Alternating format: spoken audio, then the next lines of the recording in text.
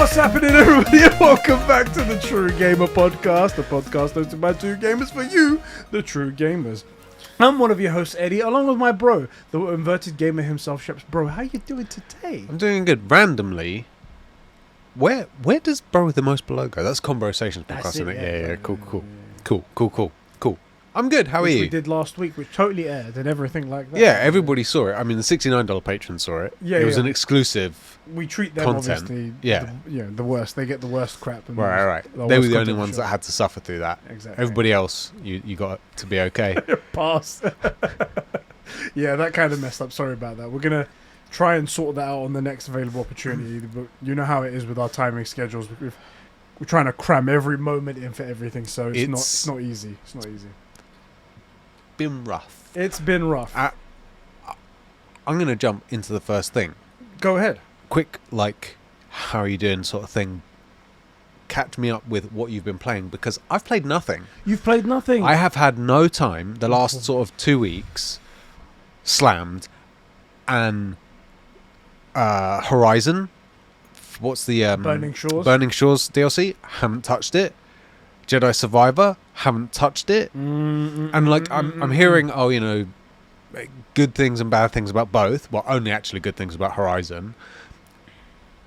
I haven't had the time. And I've been meaning to stream. I need to learn that. And we got to test stream, check my audio's okay, because we're not 100% sure about the mics. There's so many things on my list of things to do. And I haven't touched any of them.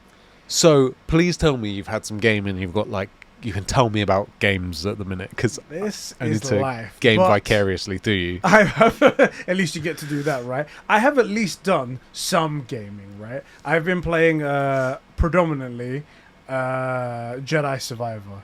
It's been my thing. It's been so cool. It's Star Wars, and we're nerds for Star Wars. Yeah. Just space wizards with laser swords is the ultimate formula, already, right? Yeah. Ultimate formula. And it turns out that this is actually one of the best games to come out of the whole of Star Wars, in fact. So I'm really enjoying that. There's I did have a bit of a hiccup, so I'm recording a Let's Play and posting it on my channel. And everything's been going smoothly, and it's been cool, and I got to fight the Rancor. Spoilers, but yeah. Sorry, it's fairly early on, but I got to fight the Rancor. Also, it's pretty obvious from the trailer. Oh, exactly. It's in the trailer as well, so let's give that. And that was a good, fun video. I died for 45 minutes straight, and instead of leaving that in the Let's Play... Fun. That's what I want to watch. Instead of leaving that in the Let's Play, I made a death compilation video. Sick. And posted that, and people enjoyed that. However, I did have one part of the game that I played 3 hours of it. Footage just disappear on me. Nice. So I've been there. Yeah. But... other than that, the game is fantastic, and I'm loving it. A lot of people are further ahead than me, and they're saying that it only gets better. So I'm really looking forward to that, and I'm looking forward to you playing it, because there's some stuff that I know you would like in it, in terms of story kind of stuff, and I'm like, ooh, Sheps will be into this. I know he'll be into that. Yeah, so go with Afro. That's what it is. Okay, I'm already in. Yeah. Is it Reva with an Afro, and she's also good? That's it. She turns from the dark side to being good this time, because it was a misunderstanding. She thought that all the Jedi turned against her, when really it wasn't all the Jedi turned against her. You can tell she's a good guy now, because she has a afro. It's like a halo afro. Exactly. Anyway. But I haven't played Burning Shores either. I've only heard good things about that. Only heard good things, and I've seen this new character, this Asian girl in there. Apparently she's fantastic as well. And I see her on Twitter, and she's super active. She seems, I don't know what other way to explain it, but adorable. She seems like she's really happy that she's in the game and really cool. Anyway, it's I can't wait to play that as well. Yeah, me too. I haven't started that. I haven't addressed it because we haven't really played it, obviously, but usually we would play something and then talk about it. But I mean, I don't know if it's one of the topics, but Burning Shores got a lot of it got many Jimmys rustled. Yes, because Aloy's gay or something, or there's a gay romance thing, and I'm just like, come on. First of all, kinda duh. She shows no interest. First of all, I mean, my problem with Aloy, sort of, she steps out of the kitchen. Yes. Right, exactly, and her hair color, That her as well. gender, Oh, just all the worst Jesus things. Christ, yeah. But besides her parallel parking skills, it is that sort of lack of. I feel like she's not particularly human, and the only real moment we got in the main game is that moment which is talking about Rust, Yes. which is. Give me more of that. Oh my god. was pretty I live and breathe that shit. Like, Yeah. that was perfect. But like, my big complaint, she didn't really grow particularly close to anyone. Even like the friends were not super friendly, you know? Yeah. But like, she shows no romantic interest in all of these dudes, and she's surrounded by dudes, and it's very clear that Val has a thing for her, at least in the first game. Yeah. Pretty much anyone would say yes. The Sun King. The Yeah. Sun King's frequently Fully drop in. flirting with He's her. like, yo, I want that axe wound. I want Jesus it. Christ. Wrong podcast. But fucking hell. But like that one seemed like a duh to me. Like, and obviously also don't care. Like could not have surprised me less. Yeah, it's You know? also not. It's also nothing to do with whether or not it's a man or a woman she's Yeah. in love with. It's whether or not it's done well. Or- It's just about right. if it's done well, which we can't speak to yet. Exactly. And it's not going to change the fact that I hate her. It's just an extra bonus that I get to be homophobic and misogynist. Add to it, yes. You know? There we go. But I feel like this is so stupid. Like, everybody, I saw people saying Sony's pushing a homosexual agenda or propaganda or something like that, and I'm like, right, because we all felt that way about Ellie in The Last of Us. Right, We also feel that way about Kratos and all of his homosexual. Oh wait, no, there's none of those. I was gonna say the. Or what about an Uncharted? the stupidity because like we've had it's just romances. It's just romances. Right, we've had plenty of straight romances, and now we're having a few of these. Also- we're still getting straight romances. Yeah. It's not like they've like forgotten. It's such And- a dumb and narrative. my big complaint about the whole Horizon series, that there was no romance, Right. and that people in these stressful scenarios are gonna develop strong bonds. Exactly. It was one of my biggest beefs with Ghost of Tsushima, which is a game I adore. Yeah. Like that scene with Jin and Yuna just before Yeah. the big battle. Like, come on, man. That, I mean, and if it was for example, if it was a decision where Yuna or her brother, Yeah. right, a decision you make in the game determines which one of them doesn't make it all the way to that final battle. Yeah. Like, I wouldn't care, but that scene with whoever one it is, that's a romance scene. Yeah. That is like cheeks getting clapped. The only thing that I was not pushing back on, but made me think was that because she had showed no interest in nobody up until that point, I thought the same thing. I just assumed that Horizon were going to be like, no, we're just going for the strong She's protagonist. got bigger things on her plate. Yeah, and also she was also supposed to be, because she was a clone. Yes. Spoilers if you haven't played any Whoa. of the games. Because she was a clone, she never really fit, and she wasn't really Yeah, part I of feel like that, the I feel tribes and the people. She was this outside entity. It's like finding out there's a one alien that's like a god, for example, and then going, let's give God a romantic companion. It's like, he's supposed to be above all that. That's what I Yeah. thought we were going for here. But anyway, still great. I'll Yeah, see what it's like when we play the game. I want to play it, Yeah. and I want to see how well it's done. I hope it's done well, because that's been one of my biggest complaints. So like, but whoever's getting their pants in a twist, like, unless it's done badly, which if it's done badly, fair enough. But then my beef isn't that it's a gay romance. My beef is it's a shit romance. Yeah. Do you know what I mean? Yeah. So those guys can get stuffed. Yeah. Like with the Elden Ring people, get out of here. You Yeah. suck. Yeah, get all of you, get ye gone. Okay. You played that? Did you finish it? No, actually, I played like maybe one stream of it. I did quite a lot of stuff, Yeah. and then I was like, "Cool." Something else came out. Well, Horizon Forbidden West came out at that that'll time, be it. and I was like, "No, I'm Weirdly, not we're gonna the let only Horizon." ones. We're the only ones that did it that way around. We were like, Elden Ring, no, Horizon. I was like, "I'm not gonna let Horizon get stepped all over again. Not like last time. I'm letting out." Yeah. By the way, which brings up to me, today's the release day of Zelda Tear of Kingdoms. Yeah. Right today. Enjoy everybody who's gonna play that. Do you know what? I'm gonna say it here for the first time in a safe place, so everyone can know. Yeah. I'm not the biggest Zelda I don't like it fan. either. I'm They're not my games. I don't like them. I don't even have too much against. Like, I'm not going to Yeah. point out and be like, "Look, this is shit." I'm not going to be like those fake DC fans. Where I'm going to be like, "This is shit. Yeah. This is shit. This is shit." Yeah. Like, it's never gravitated towards me. Like, I've never gravitated towards it. And I'm not playing a lot of games on the Switch because it's just this crappy low resolution tech Yeah. it's a glorified calculator. I don't want to play games on it. I play Pokemon for the nostalgia of Pokemon, and even that I rarely do. And when it comes to Zelda, I'm just not there. And a lot of people are, and I'm sorry if this ruffles some feathers. I made up my mind about the Zelda games way back when. Not Pokemon era, like Game Boy Color. I got the Zelda. There was a game, I forget which one, Wind Waker or something like that. I don't freaking know. Yeah. Played like 2 hours of it, just didn't vibe with it, and put Pokemon back in, and that was my moment. And I've only heard good things about it. I will say the Zelda fans are a bit like the toxic anime fans, where it's like, you have to watch My Hero Academia. It's all you gotta watch. Like, all they do is talk about how good Zelda is, which cool. I can get that you love it. Yeah. Bless, but I didn't vibe with it. I sort of made up my mind that I was a Pokemon guy then, and I never came back to it. It's just, but I only hear good things. I don't know anyone that's like, the story shit, it's no fun, blah blah. It's just not for me. I know someone who managed to acquire. When I say I know, I read of someone. I don't know this person. Right. Otherwise, I'd report them to the authorities. Of course. Straight away, because I'm a straight-up guy like that. I heard of someone who acquired the game early, but as an emulator on PC. Okay. And I've been playing it on PC. And apparently it's fantastic and stuff like that. I trust this person enough to go, you know what? That's I'm cool. almost certain I know who you're talking about. I don't know. I don't even know this person. It was just like a Reddit it was a Reddit post. Okay. It was a Reddit post that I read that anonymous as well. Right. It was like user 47. Cool. It's Hitman. Anyway, we have topics, I think. Yes, we do. I sort of derailed us in a quick... So we have some big topics to talk about today. I'll just give you a little summary of what we're going to be talking about.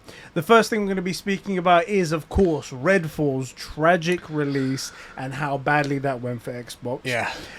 We'll also be talking about how apparently Xbox don't believe in releasing good games anymore. Okay, and how I'm glad we're going to loop in that whole interview. Good, and apparently how that won't make a difference. And we're going to be talking about PlayStation's big showcase that is rumored to be coming at the end of this month. We have to talk about it now because our next podcast will be on the day that it comes out. So we'll see how that goes. But before we get into that, bro, this is the True Gamer Podcast, which is supported by our great people over at patreon.com/Conbrosations. And if you want to have you show your support and have your name read out as one of the super bros who support us at the $15 tier, you legends, thank you so much. We have a couple of great people here. You didn't have the list ready, did you? I had the wrong list up. Here we go. Isak, the ultimate cum suck, my juicy left nut, Sabine from Smallville. But you like my t-shirt today, Sabine? Brought it all the way from WB in America. It was the closest thing I could find to Smallville in the WB shop. I would have thought that's filmed in Canada, isn't it? I mean, of course I know that, but you don't need to pee on my parade. Mikey T, the gamer giant.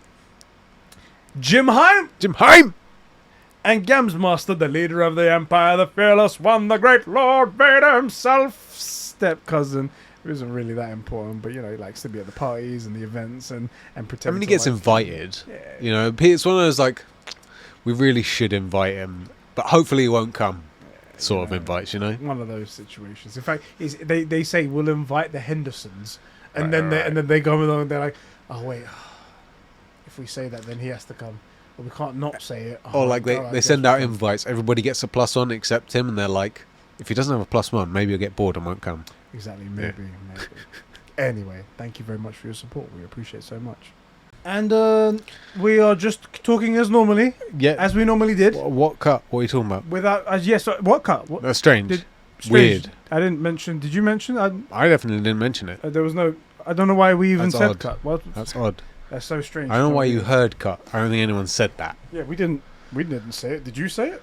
That's very strange. And a bit weird interrupting the flow of the podcast like that. Just sit there and chat. A little bit rude. I'm not gonna lie. It's a little bit rude. Learn your place, peasant. Speaking of peasants, that's right.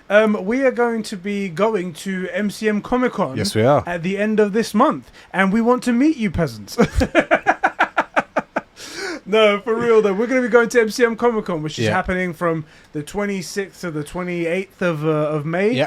We are both going to be there on the Saturday the 27th. Mhm. If you want to come see us, if you want to come hang out, we're going to do our usual meet and greet, hang out on the show floor, and then afterwards go get a meal together like we usually do. And then on Sunday, I'm going to be going there by myself. So if you're going to be there, you can come join me. There is going to be a God of War panel as well on Sunday. If you want to come and join me for that, it'd be good fun, I think. And yeah, we can all do that together. And if there's people, we might go and hang out and get a drink or something like that. Yeah. Things like that. But yeah, that'd be really cool. Christopher Judge and Exactly. All the good people. All the, Right, all the right. cool people will be there on Sunday. right. All the uncool people, they're going to fuck off, you know? Joke's on you. On the 20, whichever day I'm going as the tentacle monster. So Aha! because it's a bit of a weebcom, you know. Do I have to pretend I'm really horny? Can I, oh my god, this is... You need to go as like one of those ooh-woo schoolgirls, you know. Ew. Oh God, Did you I did do the that noise good? as well. That was pretty I think I good. did it quite good. That was pretty good. Man, maybe I have a place on OnlyFans. You should definitely do that. Anyway, bro, let's kick it off with our first topic, which is the disappointing release of Redfall. So, Xbox has had a bit of a hard time when it comes to video games. I thought they were the best thing out there. Well, according to Phil Spencer, they were. At least for a little bit, anyway. They've had a bit of a hard time in terms of video games, which is funny because they're a video game publisher. But anyway, Redfall is currently a monumental flop, sitting at a 56 on Metacritic. That's rough. Which is pretty bad, with a user score of 3.2 out of 10.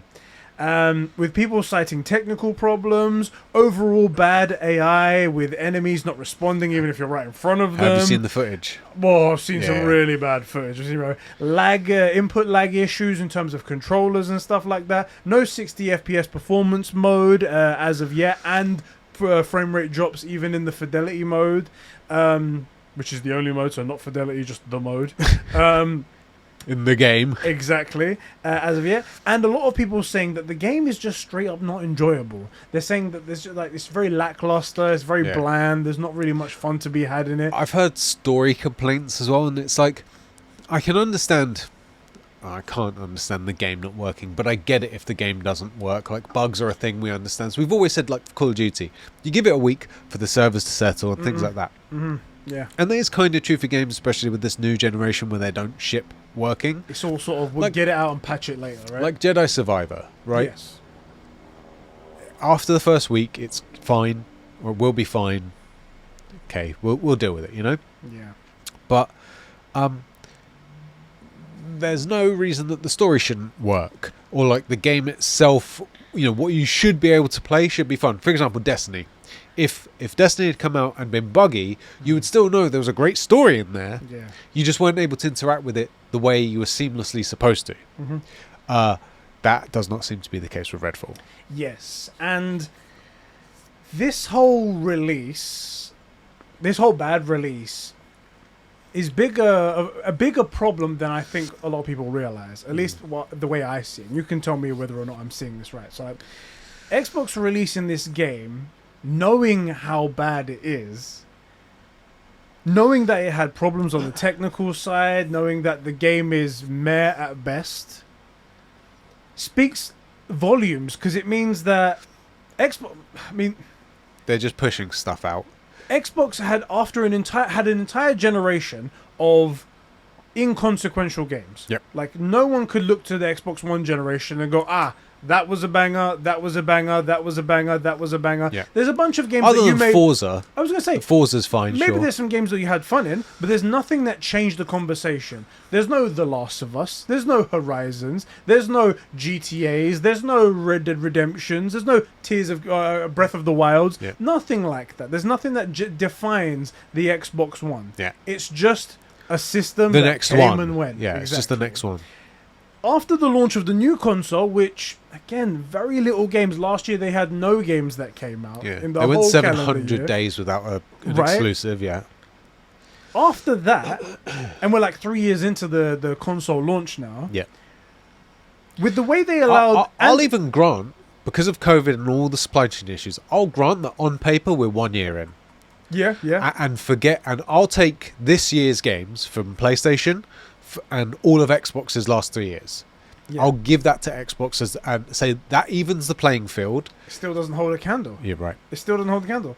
And with how they allowed the next installment of gaming's most iconic franchise out there, Halo, how they let that go out of the gate. And then after the sales of the consoles taking already the sales are dwindling, already the sales are dropping, and while the competition is thriving, after years and years of studios that they've acquired, all of them doing nothing. Yeah.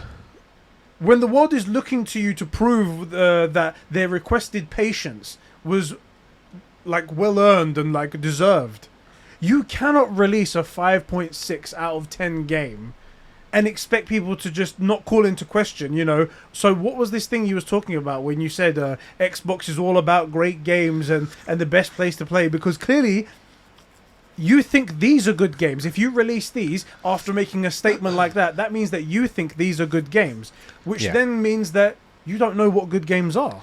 The big thing for me, and I think unless you wanted to separate these two topics, you know, Phil Spencer did a 40-minute interview. Yeah, we're going to go into that. If you want to touch on it feels like it is sort of the same. Yeah, it feels like they sort of seamlessly interact. So I'll leave it up to you. If you want to do them separate, we'll do them separate. But I feel like we'll be making a lot of the same points. It's up to you.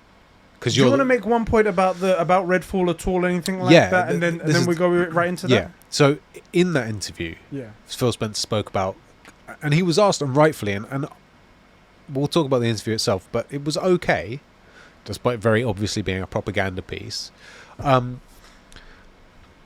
How did the game ship in that state? And he said, look, obviously there were QA issues. Just to mention the interview you're talking about, there's a kind of funny interview on the Xcast, which is the Xbox podcast, and he came on days after the game released and did an interview talking about all this stuff. And we'll talk about the interview in depth. I have some surprising opinions on it. Surprising. Okay. And on Phil. But he essentially said that, you know, the QA process, the quality assurance process, obviously didn't work properly here and needs to be reworked. Yes. Now, in my opinion, there seems to have been no QA at all. And for whatever reason, whether it just wasn't done, because I can understand the way a lot of these things presumably work is people work on their individual parts and then they all go into the one thing. So individuals may not know that this thing doesn't work. It's when you get to game testing or whatever feature you're trying out that you realize, oh, there are bugs, this doesn't work. So I could understand how individually developers, animators, etc. may not have been able to tell. This game seems to have had none of it. And if anyone knew, they didn't feel comfortable or were not allowed to raise it as an issue. Which in and of itself is incredibly worrying, especially with the potential acquisition of EA, Activision Blizzard, because we're seeing what happens when you release games from studios that you've bought. Now, I get that this is it's not Bethesda, it's who made Redfall? Oh god, I know this. Arcane Austin. Sorry, We know Arcane is capable of great work. Yeah. We know Bethesda can make great games when given appropriate management, because they did it with Deathloop. Not my thing, not the sort of game that's going to set the world on fire, but it came out, it worked, it was well received by the people that play those games and enjoy those games. What happened here? The only difference between Deathloop and this game, as far as I can tell, is the management. I do not doubt the talent in Bethesda, in Arcane, in Microsoft in general, at Xbox, in any individual, or at Rare. I don't doubt any of the talent. But it's sort of like, you know those football games where everybody goes like, oh, my dream team would be all these incredible people from all these different times on Earth, right? Over like the last 100 years, these are the best footballers of ever. But if those guys don't work well as a team, they're going to get thrashed because they're all going to be one man playing against 11. Right? And that, I sort of feel, is the issue here. And to prove that point is just like what I didn't say properly the first time. I'm going to try and say it properly this time, is that for Microsoft to allow a 5.6 game to come out proves their incompetency in management. Because so much is riding on this game being good because their name is in the gutter right now. Everybody's been waiting for Redfall and Starfield. That's the two games they've been waiting for. Wait until Redfall comes out, then you'll see. And then Exactly. after that, we got Starfield. Exactly. A bit more heavily on Starfield, but Redfall was again going to be that one Yeah. where they proved their point, where they proved all these acquisitions were worth it, and Microsoft were actually on the right track. They just needed some time. We gave them plenty of time. They delayed the game to have more time so they can do it. Yep. But this game must have been internally like played at least once, and some people just went, "This isn't fun," and then they went, "Release it anyway," which speaks volumes to Microsoft and their management and what they're thinking inside, because they will just release any old crap then. Yeah. And that should give you even less faith now for Starfield, because if they're willing to release this and not give a crap, they're like, "Cool, just release it." Because if Microsoft are willing to lose so much money on Game Pass, willing to lose so much money on all of these consoles they're selling, they're manufacturing and doing all this stuff like that, willing to spunk nearly $70 billion on an acquisition for another company that maybe will get them some money, maybe that's a good purchase, who knows? They're willing to spend all of that. But they're not willing to bite the bullet and go, okay, this is crap. This isn't a good game. This isn't going to do anything but make us look worse. Go back to the drawing board, add 3 years to development cycle, and do it again. Yeah. Because if you're willing to spend all that money, and if you are really about good games, that's what your call should have been. Yeah. It's hard. It's not a good call business-wise, but you guys have got more money than God, and clearly you don't care about good business moves. So why don't you do something for the gamers like you keep preaching? It definitely feels like the acquisitions are this weird desperation move. We've always been saying this. It's like they can't make their own games, so they're buying studios that can make games, and then they get the studio and they either interfere or something happens, and they no longer make good games. It is also sort of hypocritical. Phil spoke about, I think we should probably move into this interview. This is where we're going into it. One of his points. Well, do you want me to actually... Can I... Yeah, good point. Yeah. Lay it out. So what we're going to move into now is the rest of this interview that I mentioned before on the Kind of Funny Xcast. You can go listen to that. It's like a 40-minute long podcast. I stuck it on 2x speed. It was... Skip the intro. The problem is that some of the people on there, not the nicest, coolest people, and there's a lot of drivel in between. Yeah. However, overall, there was a couple of points where I was like, do you know what? I admire Phil for doing this.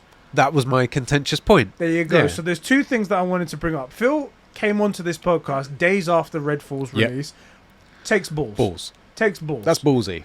And this is coming from a guy who has never really liked Phil Spencer because he sounds like a... We think he's the problem. We think he's the problem. Exactly. Yeah. If he didn't say all the half the stuff he did, it would be a lot easier to forgive some of the stuff that's happening. Yeah. But whatever, he does that. And then a second thing, there was a number of points where some of the hosts were trying to be nice. Yeah. They were trying to be cool.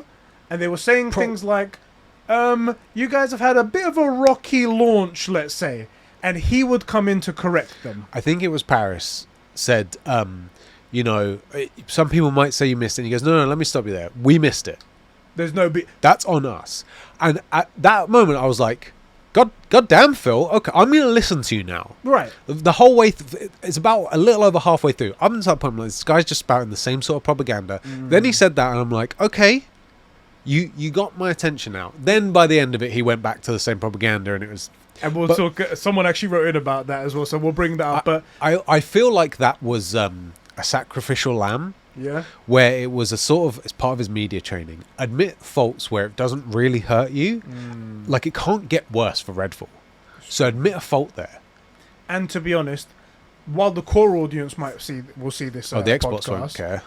The people that are already indoctrinated into the cult aren't going to care, and also the general majority. audience are never going to see it anyway. So maybe this is an okay place to say that. Now, when he said that, I'll admit my guard was down for that. Me but too. I was like, do you know what? Let me listen to what he's going to say, because this is the most human and the most personal. I was really interested, and rare for me, maybe you as well. I was like, Paris has actually asked some kind of tough questions, probing questions. He's got his Henry Cavill here, and he's asked him like some tough stuff. Yeah, it'd be tough. 3 days after the big trauma. Right. Like, I was interested. I did not care for the the host that was on the left of the screen, the just a random dude. Was he the black jumper guy? I think so. There was a bald chap who seems to have actually been in the industry. Yeah. He the other guy's Snowbike Mike. Yeah, the bald guy. I think he pulled punches, but he was focused on the technical and business side of things. Paris was asking some fair questions. Can I trap you? Did you like that bald guy? No. Okay. I preferred his questions. I didn't find him interesting or engaging. He wrote your favorite movie. What did he write? Rogue One. I freaking knew there was a problem. Yeah, it's good. I was like, your senses were good. He mentioned some stuff, and I think he mentioned something about story, and I'm like, what you said doesn't flow. What you said doesn't make sense. Anyway, I at least like that he was asking stuff. I think he was trying to guide it away from the delicate issues. Fair play to Paris, who I don't care about. I don't care either way for him. Asked some hard-hitting questions, and fair play to Phil. He said throughout the whole thing, and again, I think it's part of his media training. He mentioned a few times that you guys are getting grumpy, Phil, because I've had this big thing, and I'm like, that's humanizing. It's a bit too perfect.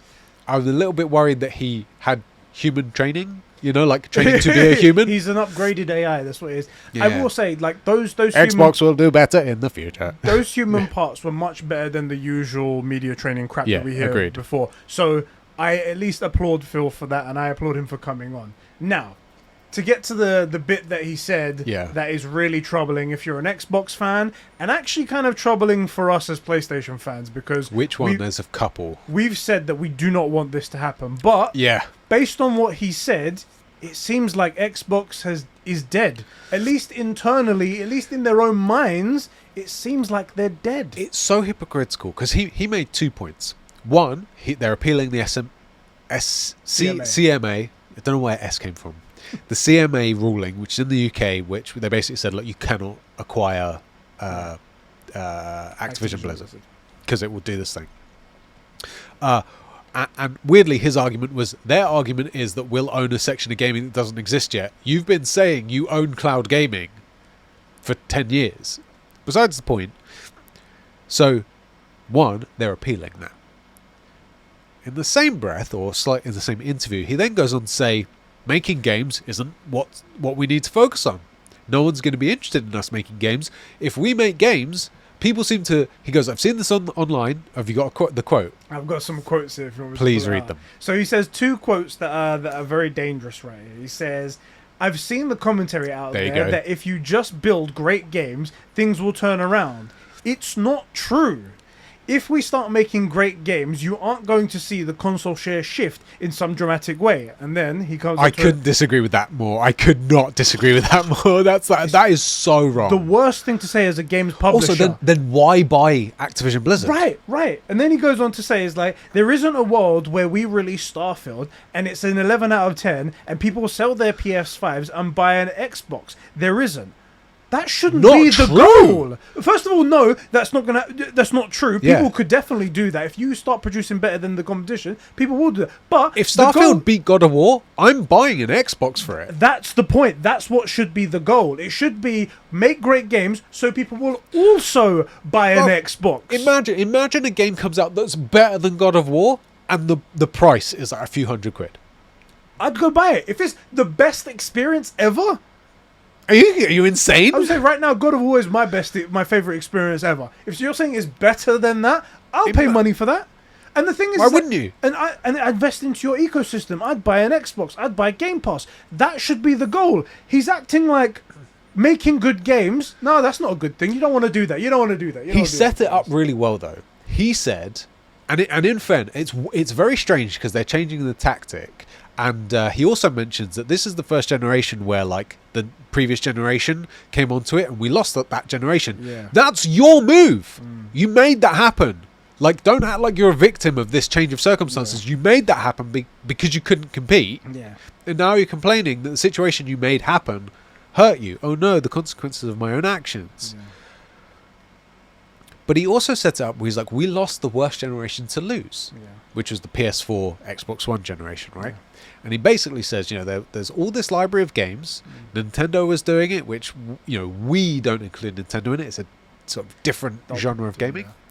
But like effectively, Xbox versus PlayStation. PlayStation brought out arguably its best games on that generation and established its library. PS4, end of PS4 into PS5. Yeah. And Xbox did not.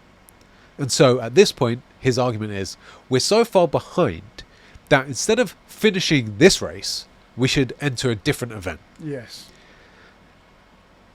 No.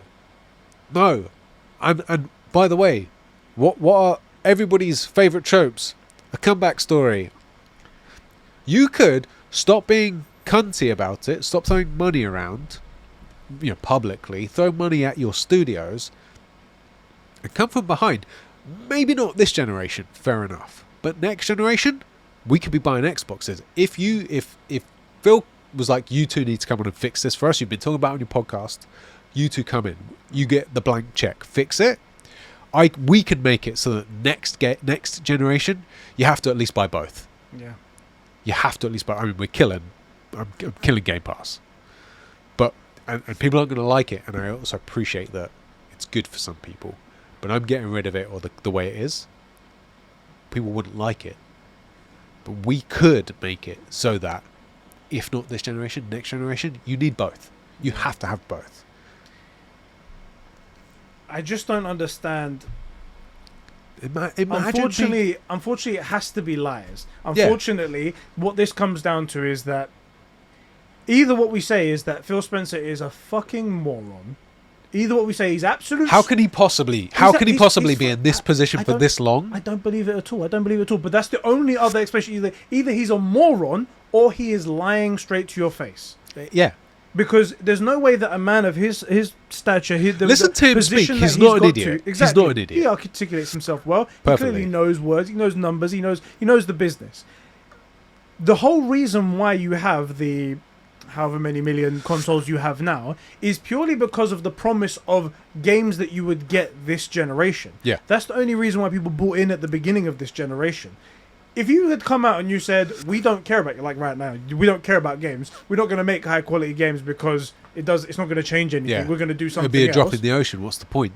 Then you wouldn't have had any of these consoles sold. Yeah, agreed. So you're completely disproving your own point there. Now, what's worse about this, coming back to what I said at the beginning of this is bad because this is the worst scenario that we said where Xbox have been defeated or they've given up.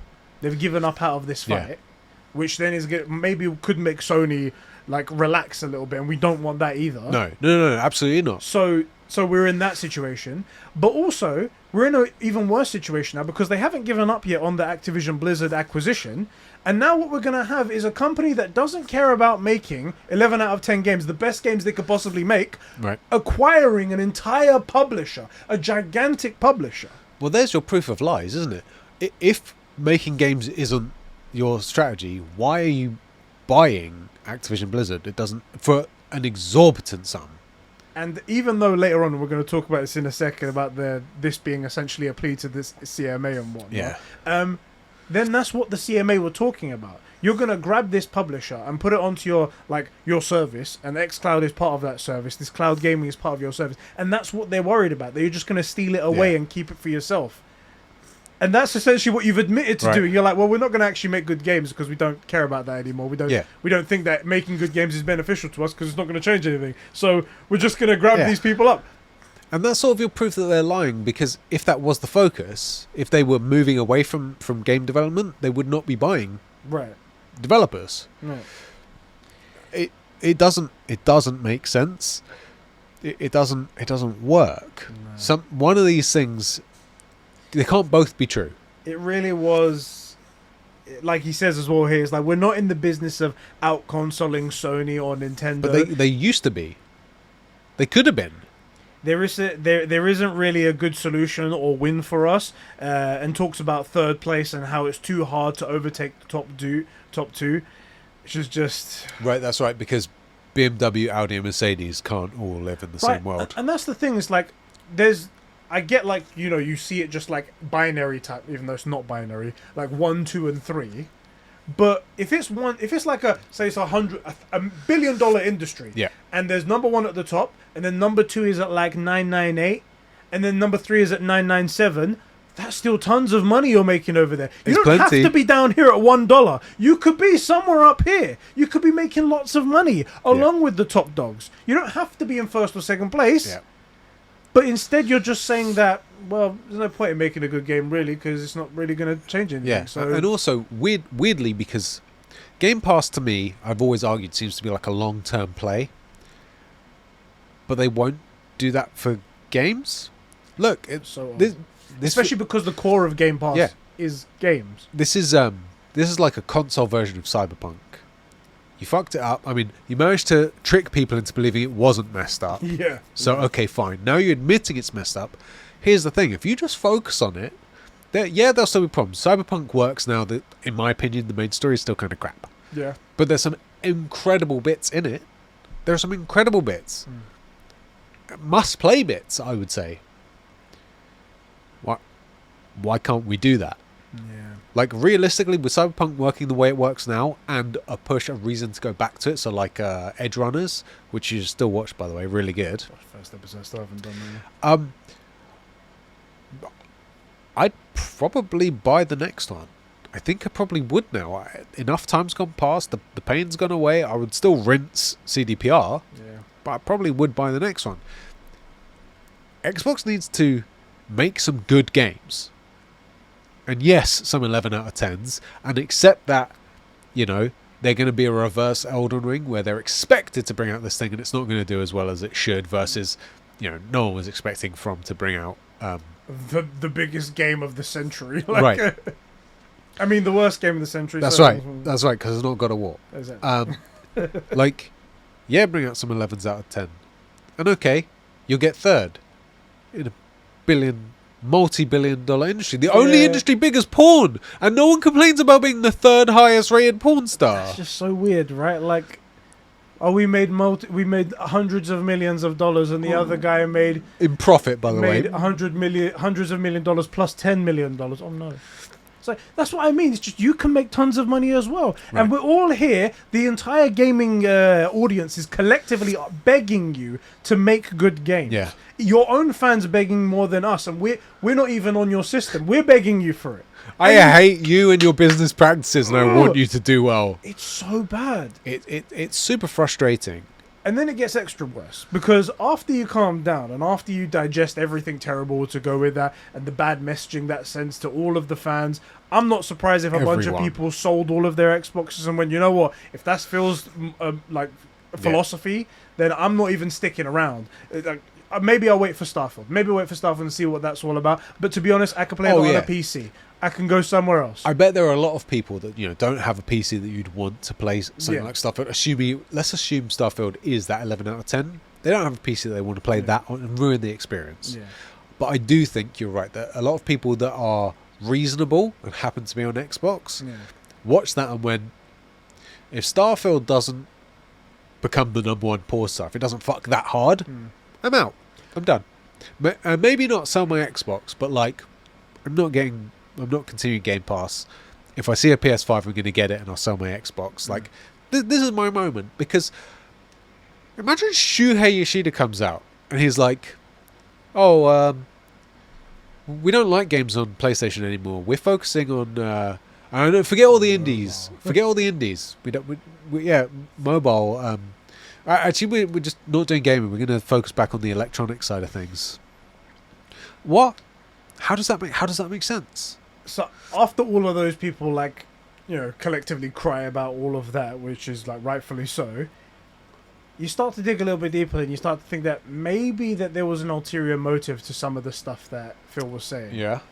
Similar to the way that the Microsoft were fighting with the CMA and acting like the peasant child who actually don't have anything, who aren't $1 trillion company, who are this little guy in the corner that is so defenseless and don't protect me from Sony. You're saying that he frickin' was like, we're not going to talk about the CMA, but by the way, we're totally losing and everything they said was wrong, so change your decision, please.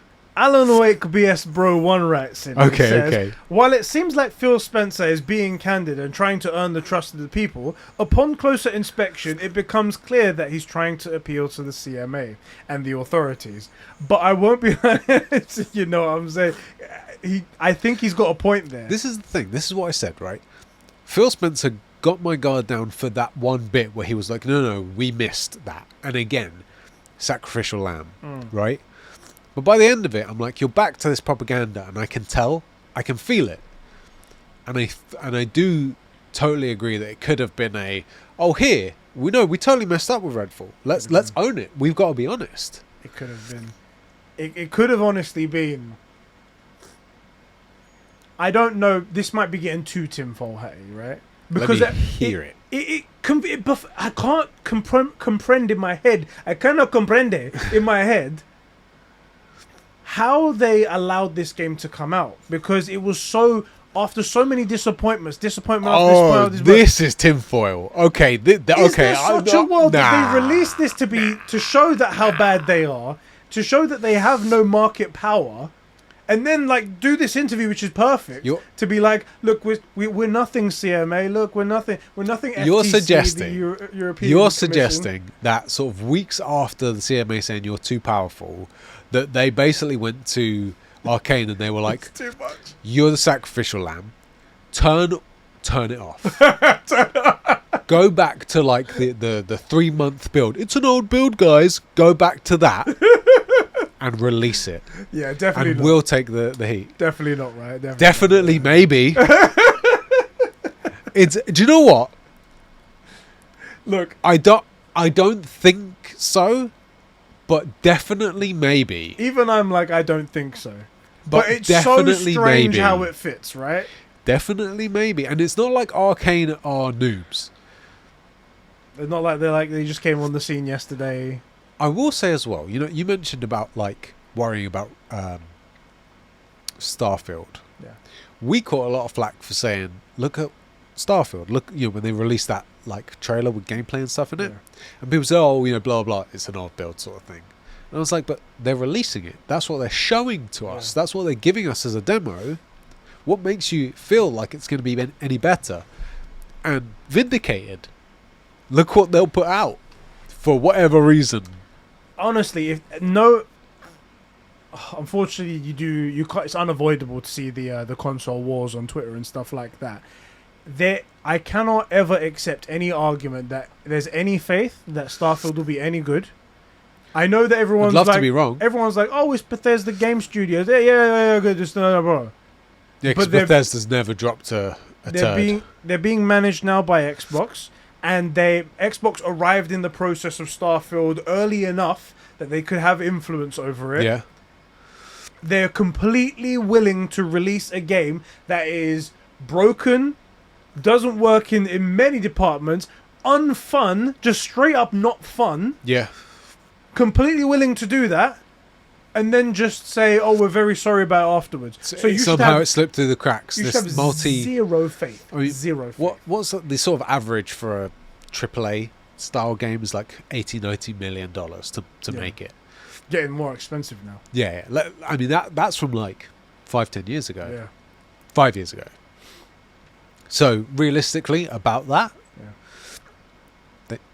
They let an $80 million investment go out the door looking like that for whatever reason. $80 million investment, but then the ramifications of how much money that costs. The damage to your brand. Potential money that could have been earned, potential sales that could have been earned from that are now just nothing, null and void. Future sales for any Arcane games.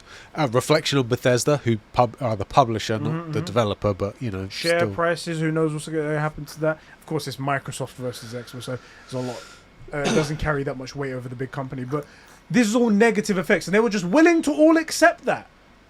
They don't care about your enjoyment, it seems. And Phil Spencer even says, we're not really...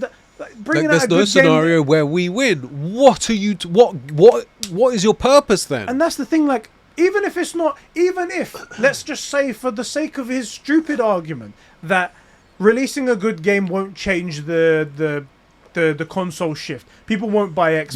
Yeah. People won't do that. Let's just say that's a real thing, right? And he might be right for one. For one person, right? Yeah. That's not the point. The point are your gamers. To give them good games. To give them something worth their money. The reason why they're subscribing to your goddamn service. They bought your console. That's the reason. Imagine any other industry. Any other industry, Right. like any restaurant, well, there's no point us making good food because the other restaurant down the road does good food. And No we're point. new. We No can't point. outcompete them. There's only like- 1 or 2 good restaurants in the world that are allowed to compete. And Yeah. then everyone else is Or like, we shouldn't do a cheap menu thing Right. because McDonald's is there.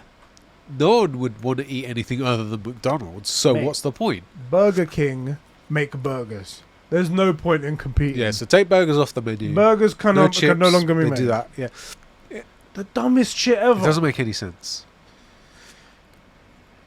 Anyway, let me read a few more comments out Yeah. from some of our bros. Let me just double check Patreon first of all, because of course our patrons do get the first It's chop true.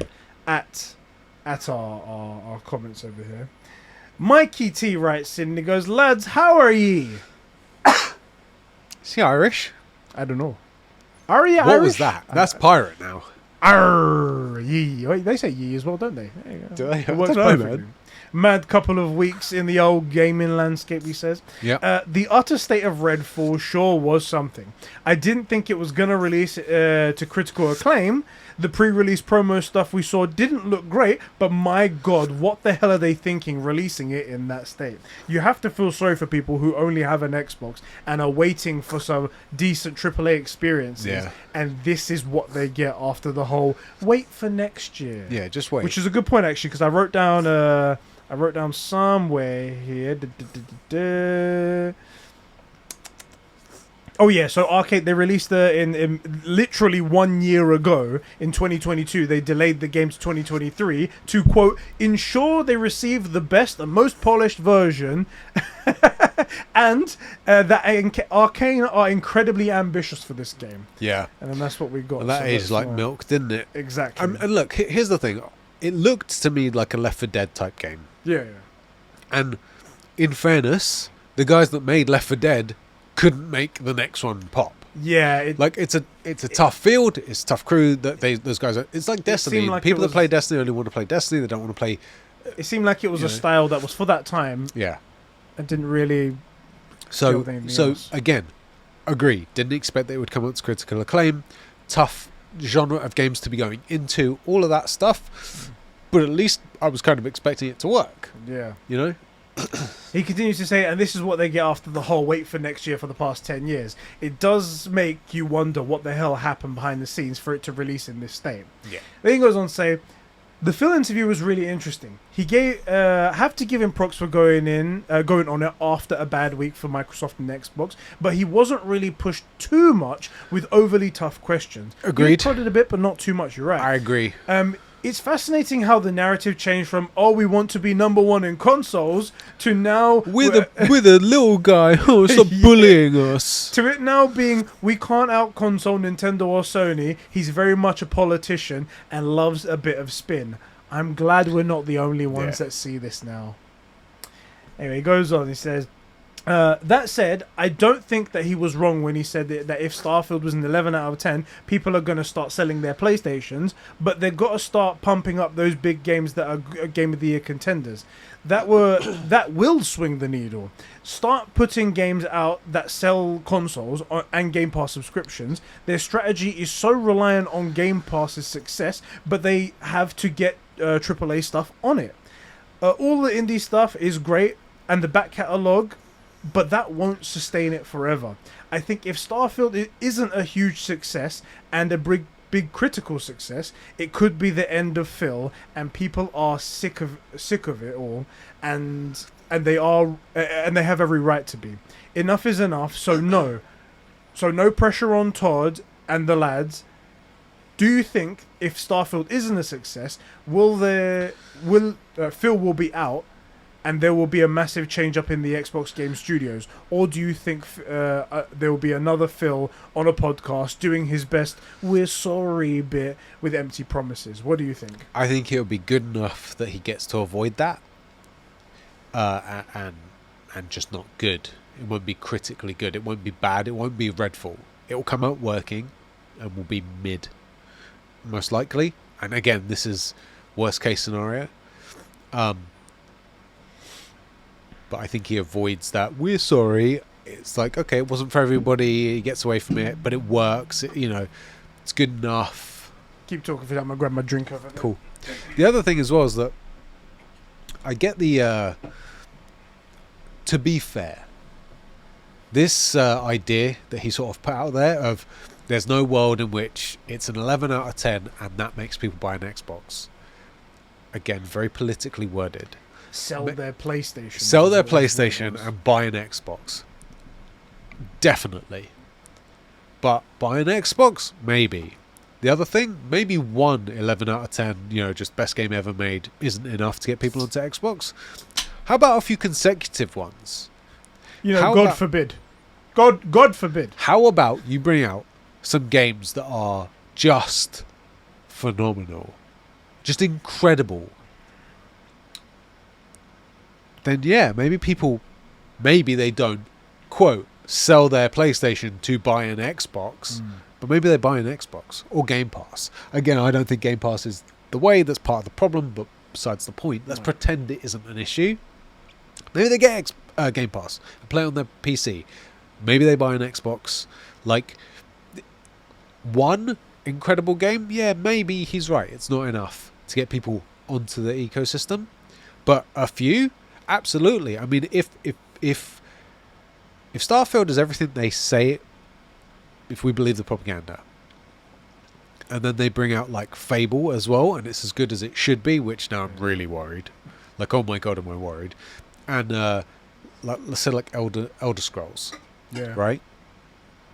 Which all, by the way, are 3 similar type games. Skyrim-esque RPG, open world, less of the stuff we really vibe with, but that has its own really hardcore fandom. That style of open world RPG, like, yeah, that is enough.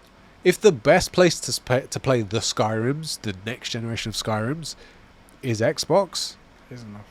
That absolutely is enough. That is 100% enough.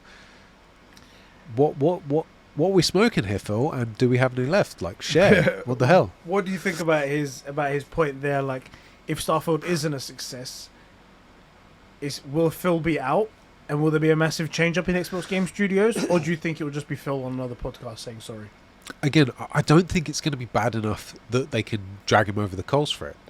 I think it's going to be mid. I think it's going to be good enough. It's going to look okay. It's going to play okay. Yeah. People are going to get 50 hours into it and realise there's nothing here. I think that's what it is. I think there's going to be, with Starfield specifically, I think there's going to be content in it. It's just not going to be polished enough to be anything worth like or deep enough. praising You won't care about it. Yeah, it will just be there. Someone will say it'll be Valhalla. Yeah. There's 50 hours of content here.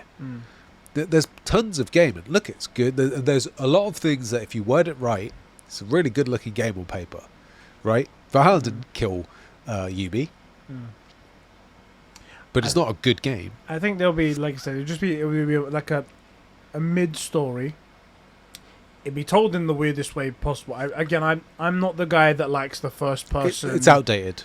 Just talking in front of you with the blur back. It does feel outdated to me. And it's even not, Mass Effect has a voice actor. Why are we not doing the voice acting? And no voice protagonist, so strange to me. But other people say it's great. People said like, "Oh, well, it makes you feel like thing." I don't want to read. I play video games. If I wanted to read, I'd read a book. Yeah. Sorry. Besides the point. I think it's gonna be quite mid. And like you said, it's not going to be bad enough that it's really going to take them. However, most of us, the people who have a brain, are going to realize that that's not what we needed, what Xbox needed right now. They needed something great. I think that's not going to be the nail in the coffin. Yeah, I agree. I think the deal is going to be the nail in the coffin for Phil.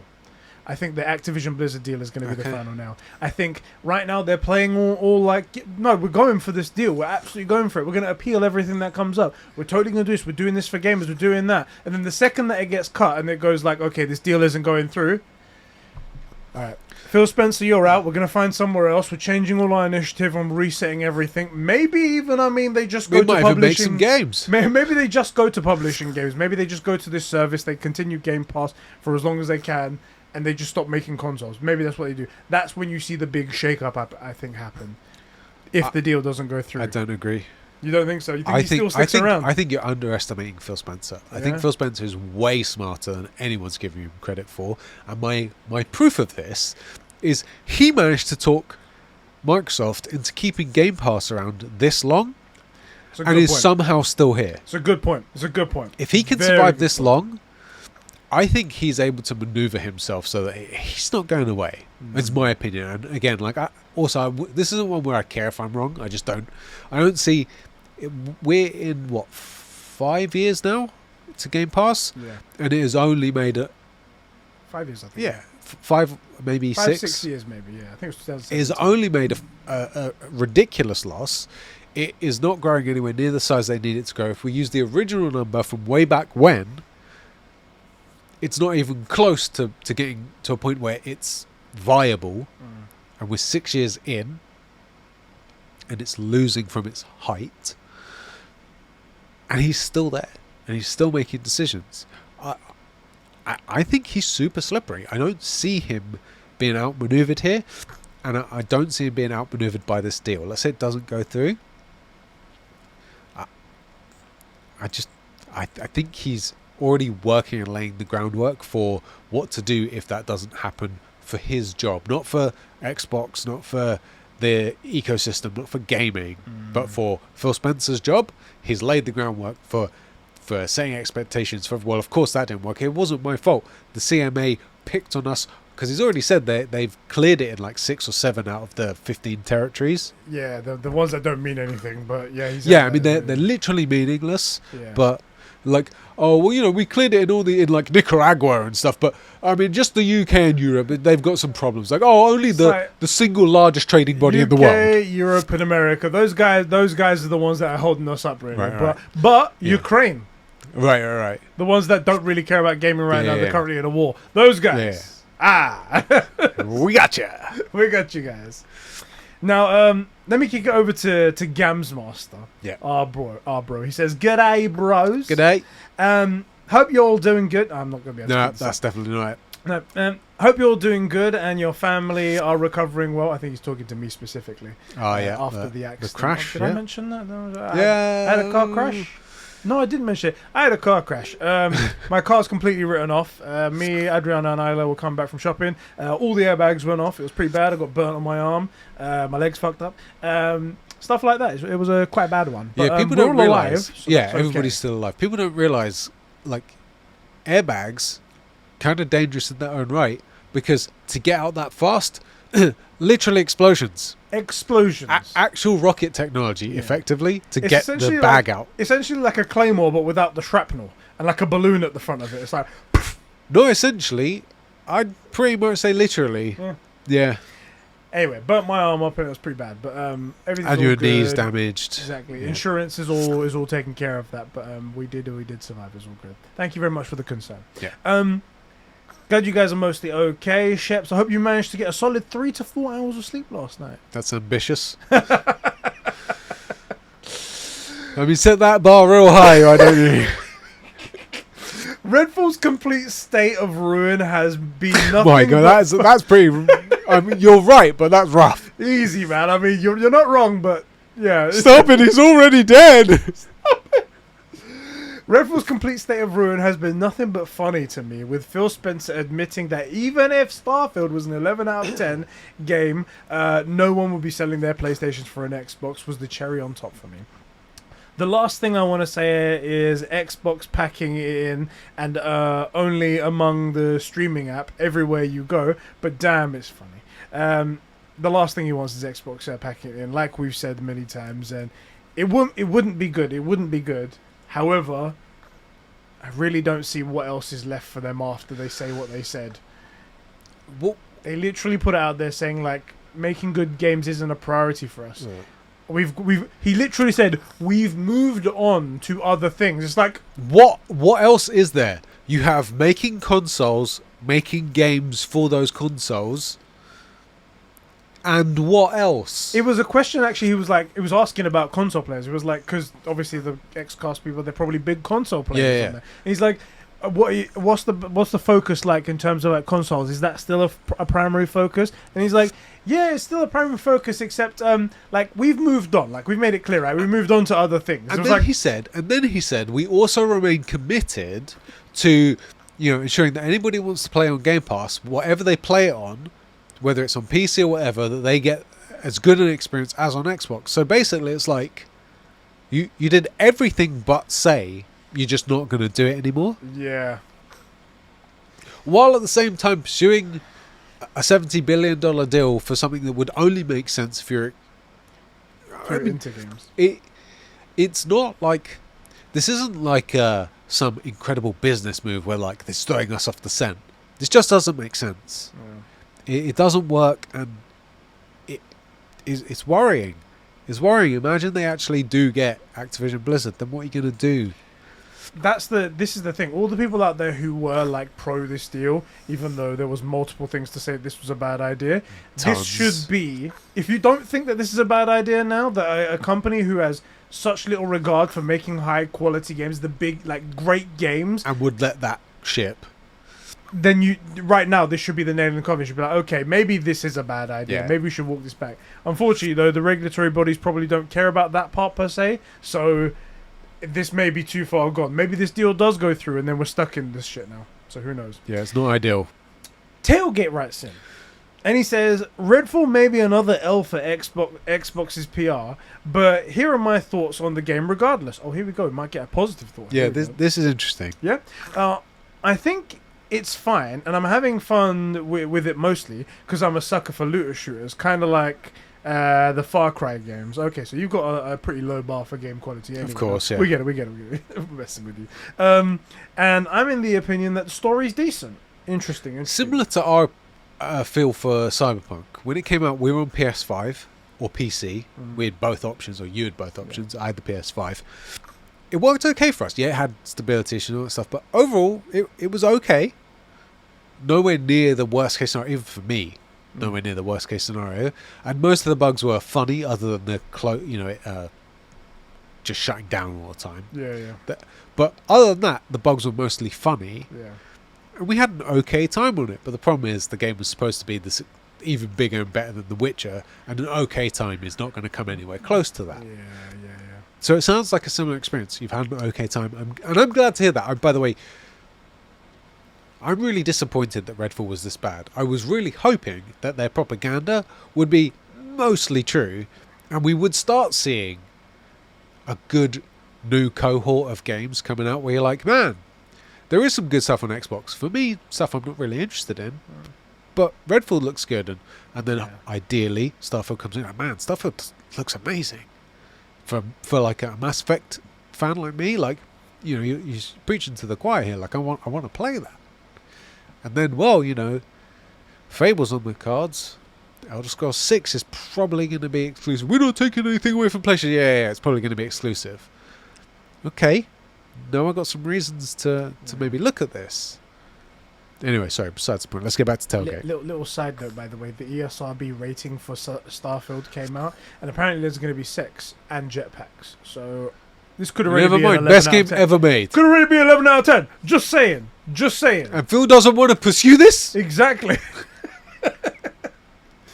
He continues to say, is it the best game in the world? It has its issues, mostly technical ones, but I genuinely don't think it's as bad as people say it is.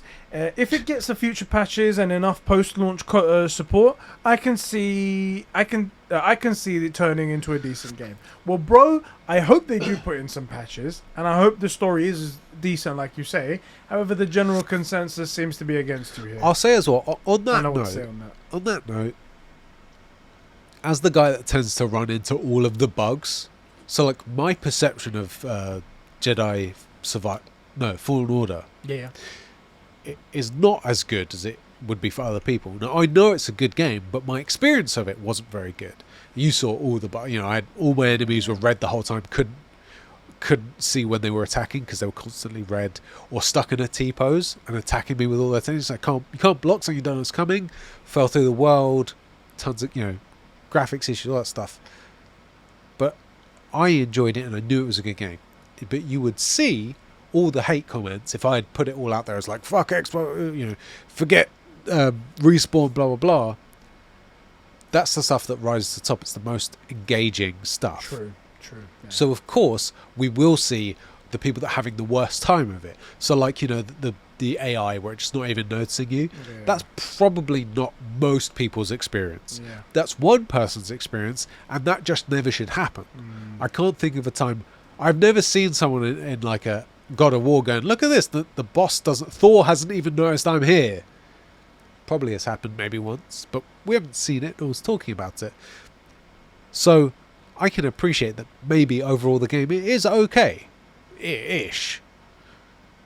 The fact that there's so many people talking about it and so many people agreeing that they've had similar experiences, that's what's sort of setting me off. What really pushed me into the oh my god, this is bad news was the biggest Xbox shills were also saying the same thing. So like, you got all of the people on the IGN people, that do like Xbox podcasts, and these guys on the kind of funny, this Xcast and whatnot, and this other podcast I listen to, they were just straight up like, this is bad. This is not a good game. How in the hell did Microsoft let this out? So important, and all the rest of this stuff. What did who are those guys that always rated the PlayStation games like 5.7? Oh, Servitor. What have they got it at? Let's have a look. Genuinely want to know. I forgot about them until you mentioned like... It's not Servitor, it's something close to that. Sertier... Oh, God.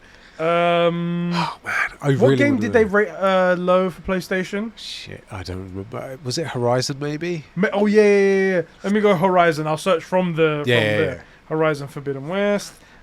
Critic reviews. Because they had it at like a 7.3 or something. Everybody else had it at 9 or something, or a 6.7, something like that. There we go. Let's go to the mixed reviews. So, this is totally organic because I forgot about them until you mentioned this, and now I need to know. Servitor. Something like that. Yeah. Let's see. Reviews. Redfall. Here we go.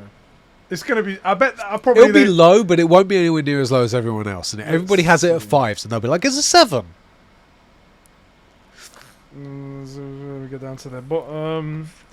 They gave it a 7.5 out of 10. I called it. They propaganda. Quote unquote good. Did I not just say they're going to give it a 7 and say that it's good? Did I not just say that? I mean, this is the problem with Xbox. They will never admit. Like, Phil Spencer's right. They shouldn't focus on games. Redfall is a truly exciting experience. Come on, man. It's just so painfully I hope they're getting paid well for it, because... They must be, right? Oh, my days. Anyway... Back to Tailgate's comment. Sorry to derail. Comment. Oh, Jesus Christ. He continues to go, for the kind of funny interview. For the kind of funny interview, for me, it just proved what you guys have been saying all along. It's true. Thank you very much. About Phil, we've been saying about Phil is correct, but at least he knows him just saying gaming and we want to all play. When we all play, we all win. Won't cut it anymore. Xbox's PR can't afford another flop. Who knows what will happen if Starfield ends up flopping? Who knows? That's a very ambitious if. To be fair. Yeah. Do you want to read BS Bro 2's one? Yeah, buddy. It should be just below the next comment. Yeah, we read it. I'm just trying to find if he specifically mentioned this. He doesn't, so okay, I'll just read it. Alright, gamers, it's finally time for my PlayStation games. Also, BS Bro 2, not 3. The next one. Yeah, okay, cool. BS Bro 2 says, called it for Redfall. I watched 2 streamers play it, and they both gave up. Wow, they both gave up because it was boring and buggy. One of them liked it at first, and you can actually tell the point where he had enough and went to play modded Halo 3. How disheartening is that when you can see a gamer just go, this just, no. It's ain't it. And then went to modded Halo 3. That game is almost 20 years old. Not even Halo Infinite. Modded Halo 3. Phil is dumb. No, if you make a good game with a good story, I wouldn't sell my PlayStation, but I'd be more interested in buying an Xbox than I am now. The point. The point. Again, that's what we said about the media training. He said there's no world where you make it. It's an 11 out of 10, which obviously can't happen for one. Unrealistic, sorry, can't happen. And then people sell their PlayStation to buy an Xbox. Buying out publishers is doing nothing but making me hate them. They literally got Fable got Fable, Halo games were great. Halo and Halo games were. Excuse me. They literally got Fable and Halo games with great potential. As I said before, if they made a good Halo with fun multiplayer, I'd instantly buy an Xbox console. Keep your expectations low. I swear I can read on a good day. Keep your expectations low. Boy, you will never be disappointed. But I really care about the showcase. I really don't care about the showcase. Yeah. But yeah, that's about it. Here's the thing as well. Halo Infinite's multiplayer was probably good enough to save a subpar game. I mean, it would have gone a Call of Duty. No one buys Call of Duty these days for the campaign. And usually it's sort of the other way around, where people bought Halo for this incredible story, and then it also had an incredible, equally as good, if not maybe better, multiplayer. The online probably was good enough to save it. They ruined it by just shoving microtransactions down everybody's throats. It was up to the gills in baked in, ways to suck money out of you. They screwed the single player the same way. They chuck microtransactions into the multiplayer, and then the other thing that you can chuck into a game that doesn't need it is an open world. They just chucked in open world into Halo, and it's like, why did you just... Yeah. Why? You didn't even perfect the formula before, because after Bungie left, it's all just been crap. And also, it's weird because the idea is like, okay, we're going free-to-play for the multiplayer. Right, well, the reason free-to-play works is people enjoy it so much, and you come up with so many cool skins that they purchase the skins. Instead, they were like, no, we're going to make it so the only way to enjoy it is to purchase stuff. Well, that isn't actually the model. That's not the model, which is why Respawn is valued at like 33 billion or something on its own, mostly because of Apex, because it churns money. It's the reason that Epic makes so much money with Fortnite. It's the reason that COD Battle Zone, or whatever it's called, Warzone I think it is. Yeah. Like, these games print money because people enjoy playing them and will pay for extra cool stuff. They're not forced to buy stuff. You can play Fortnite, Halo, Fortnite, Apex, or Warzone completely for free, have an incredible time. If you don't care about skins and any of that stuff, you get access to the entire game, everything, except some cosmetic stuff. Like, that isn't the model. What are we doing? Why are we taking these well-known models and then messing them up? Yeah. It's the same way that, like, I don't buy the story narrative stuff. They have done the research. They know the recipe. It can be done. It is not particularly hard to copy someone's homework. Yeah. Right? Effectively. I mean, literally make The Last of Us, but instead of Ellie being a girl, make it a dog that the guy doesn't want. Boom, you've got a 10 out of 10 game. I'll play the shit out of that. And then let me play as the dog a bit, like, we did as the cat in Stray. That's your game. That's your game. Yeah. That's better than anything you got at the minute. Like, why is this that hard? It's disappointing. Sad. And the really sad bit is, and this isn't to pat ourselves on the back because we're pretty stupid. Yeah. But like, I'll say that. If we've been right about this, what's the follow-on? No Microsoft pressure. Sony doesn't have to perform. Sony stops making us good games.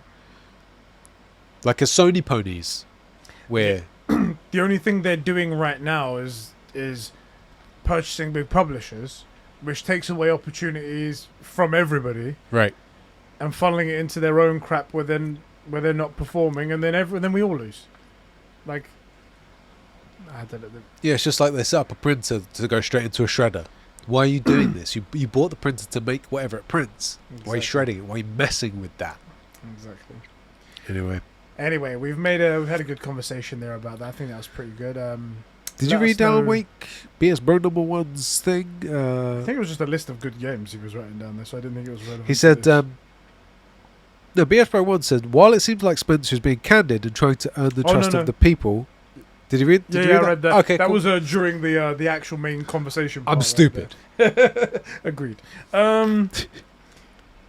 Okay. Bro. Yes. This is the True Gamer Podcast. That's right. Coming to your eyes and ears every Sunday. Here at youtube.com/Conbrosations. And podcast services around the world. All you got to do, if you like us, you can. If you like the podcast, you can. Wait. Oh, if you enjoy what you're listening to, if you enjoy what you're seeing here, hit that like button, subscribe to the channel because it helps us out. And if you're listening on podcast services, rate us 5 stars on places like Apple Podcasts and Spotify. It really helps us out. Thank you so much for all your support you do over there.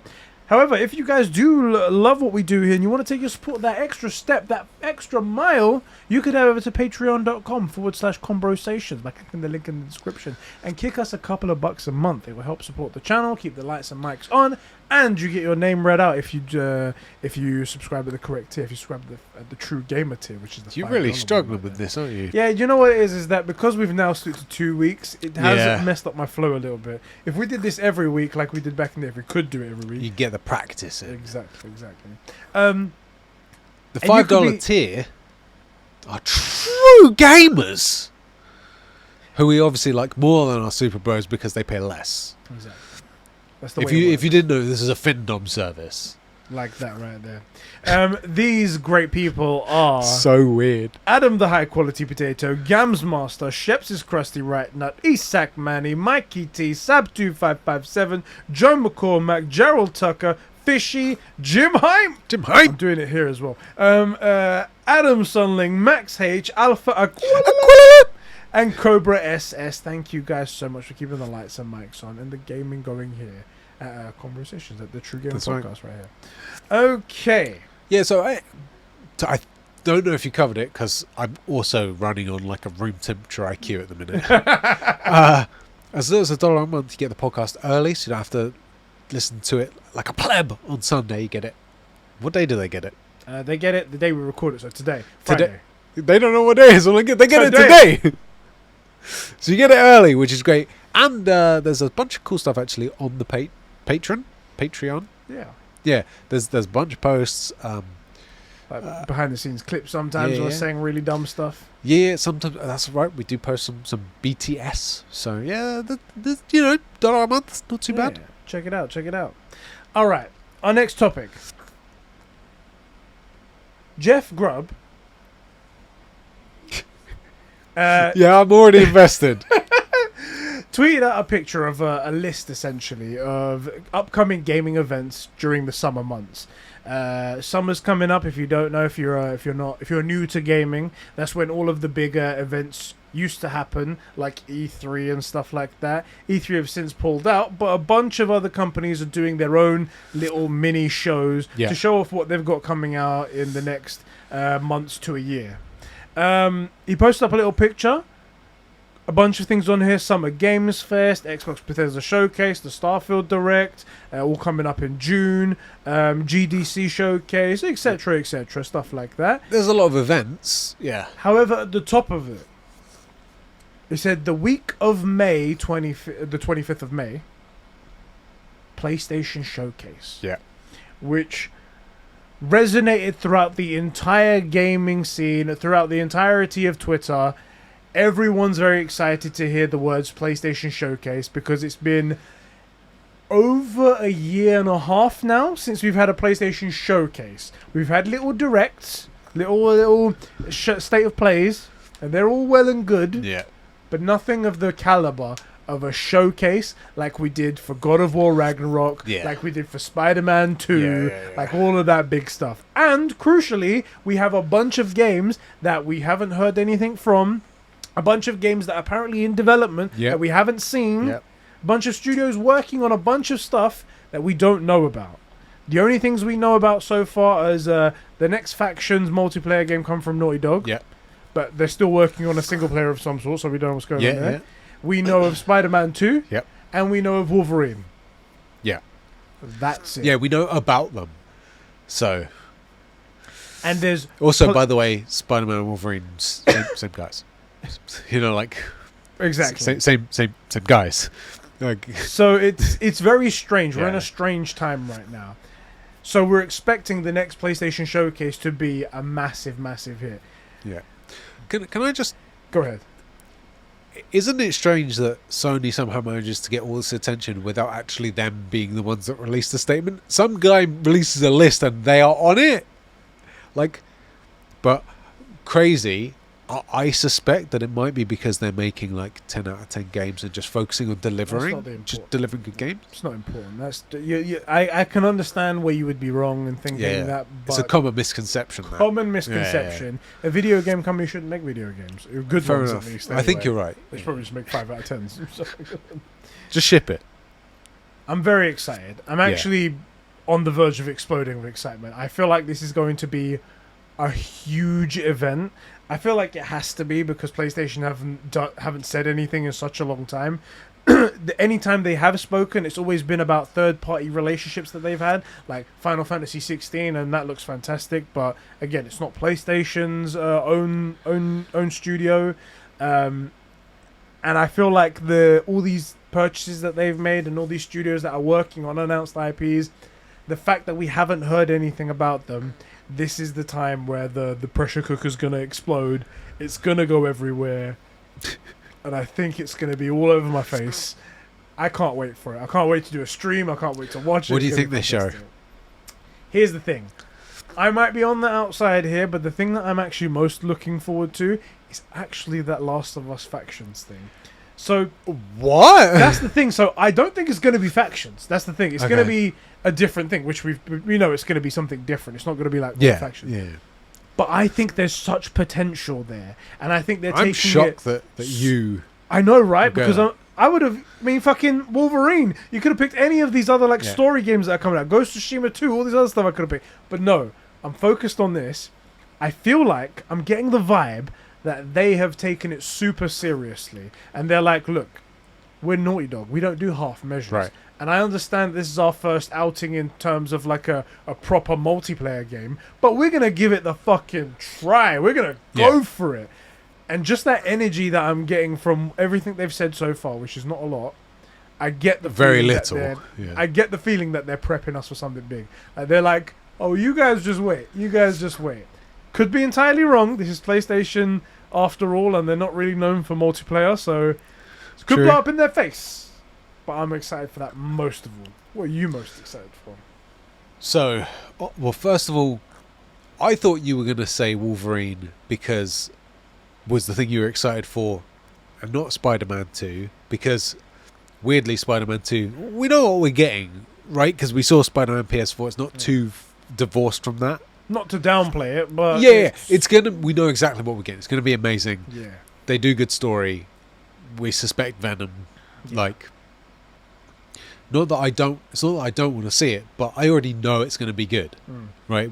I know it's going to be good, right? Like no one was like, "Oh, Endgame, what a shocker! It's actually decent." Do you know what I mean? Do you know what I mean? We went in and we were like, "Man, there's just no telling," you know? It could just fall apart. Right. Like knowing that it was filmed like at the same time and all that stuff. Like, oh, who knows, right? No one's shocked. I will say though, Phase 4 sort of proves what we were saying about what could happen to PlayStation. Where without any competition, which basically what happened after that, like, besides the point. When you get rid of I was going to bring this back to Zack Snyder. Happened exactly around that point, innit? Just so happened, you know. Crazy. So besides the point. Wolverine, I think we'll actually see something, which I'm obviously super excited for. But I also suspect, with no evidence whatsoever that you mentioned it, we're going to get a teaser for Ghost of Tsushima 2. Because it's been 3 years. When did Ghost of Tsushima 2 go? I feel like I ask this question every episode. I want to say it's 2019. Yeah, I want to say it's 2019. So, they probably realistically have some stuff. And I think it's time for... 2020, Jesus Christ. It feels like it's been forever. Crazy. Anyway, yeah. Either way, 2020 puts us around... It's 2.5, 3 years. I think it's enough for a teaser. We know they are working on it. We know that it's in the pipeline. Yeah. So I would hope to see... Weirdly, that's giving Wolverine less time than we're giving Ghost of Tsushima 2. But I mean, it's Insomniac. I kind of get... Their timelines don't work for Insomniac. I think they've got that time turner for Harry Potter. They're crazy. So I would expect to see something for Wolverine. I'm hoping. Not expect. I'm hoping to see, ideally gameplay, but if not, like a reasonable trailer for Wolverine, and then a teaser for Ghost of Tsushima 2, and then I will be completely dehydrated. Also, what time is it? Do we know when it's actually going to happen? No, because it's not officially been announced yet. This is all Okay. just I mean, even the date, it was like the week of May 25th. Yeah. It's not even like an actual day that he's picked out there. He says that's the latest it can happen. It could happen before that. I think you need to be a bit more optimistic with Ghost of Tsushima 2. I think we get a bit more. I think we get it in 4 years instead of 5. And I think what we do is we get the 2018, is it 2016? Shit, if it's 2016, I was gonna say they're gonna do the God of War thing where they like play a section of it in front of you. But even when God of War did that for the first time, it was 2 years afterwards that it released. Yeah. Granted, there was a bit of a delay with that, but anyway, I think that's what's gonna happen. I think they're gonna play it for you there. You're gonna see a sizable gameplay, because that's how PlayStation That is how they operate. like to do stuff. Yeah. They don't do the this was captured on a PC but with Xbox level of a toned power. down to this. Yeah. They don't do that. They do like Running this was native on a PS5. Yeah. cinematics captured on a PlayStation 5, gameplay captured on a PlayStation 5. Done. That's what they do. I mean, why would you care if it was on a PC? Run it on the thing it's going to run on. Stupid. I'll tell you something else I'm excited for. I'm excited for some big bombs to drop, right? Okay. Because there's so many studios out there that don't have names attached to them, like game names attached to them. Yeah. And they've, especially that Haven studio. Haven, Firewalk hasn't got anything. So many studios that they have. Now, I'm not saying that these guys are guaranteed to produce greatness or anything. No, like not that. at all. But I'm excited to see what the hell it is. Also, to do just on that, we said you don't expect them to make greatness. That is a departure from the Sony way of doing things. The Sony way of doing things, and this is why greatness happens, is they find a studio that they like, they commission a game, it comes out and it's great. They do a second game, it comes out and it's great. They acquire the studio. Yeah. This time around, they've bought a bunch of studios with no track record. Now, maybe great teams, but I've argued this, and I think we both agree. I don't doubt the talent on the Xbox side. I don't doubt the talent in these teams. That doesn't mean they're going to make something great. So, but I just wanted to expand on that, because I do feel like we rag on the Xbox side of things a lot. This stuff applies. If I say that great talent doesn't necessarily mean a great game, I do mean it. Yeah. I do not doubt the talent in any of these studios. That doesn't mean they're giving us anything good. Like, I'll give you an example. I didn't like Death Stranding. I know I'm in the small minority of people that... Yeah, right. Talent abounds. Yeah. Like, Kojima knows what he's doing. His devs know what he's doing. It just didn't sit with me. I didn't. So I don't think it's good.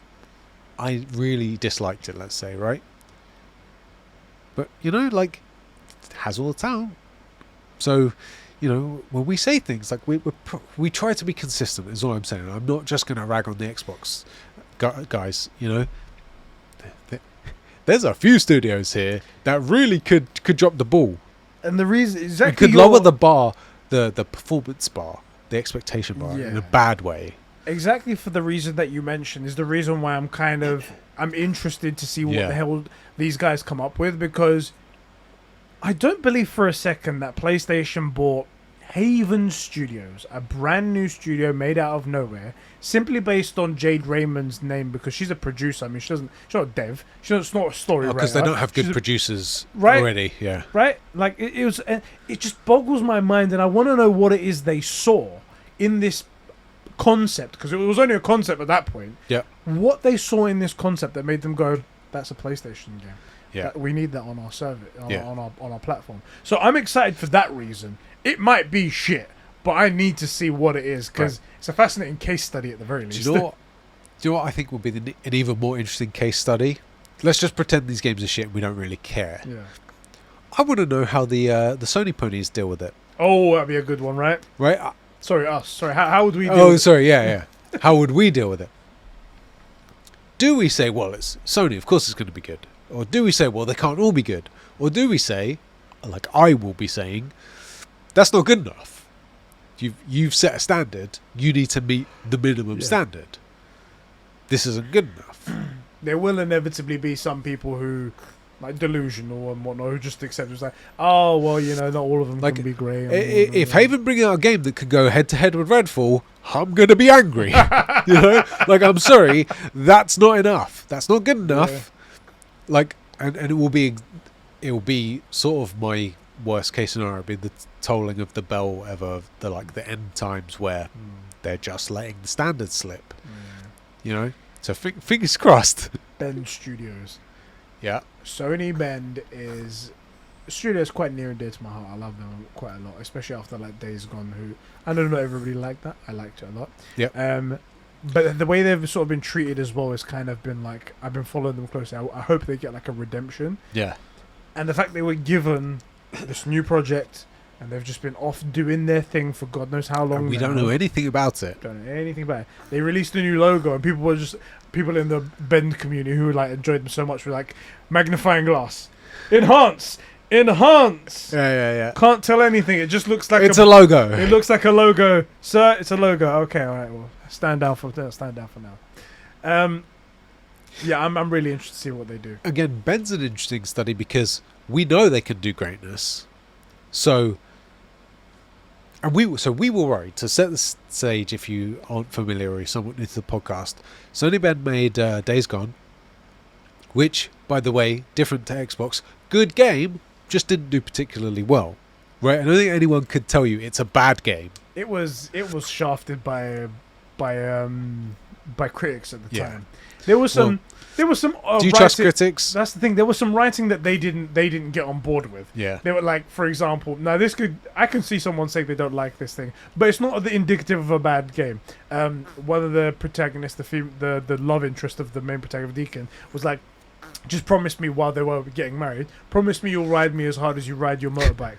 And I was like, that's fucking funny and something that people in an intimate relationship might say to each other. Absolutely. That's their internal thing. That's their, who are you to say that's bad or whatever?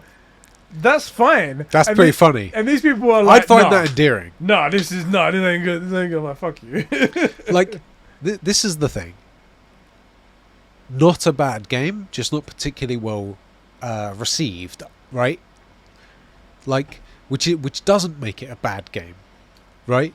If it's just not very popular, or had to compete with some of the best games ever made, which it did, by the way, in that same sort of time frame, like, that doesn't make it bad. So my point about Bend is they have the team, and obviously Sony saw them and went, well, we want you to work on this other project.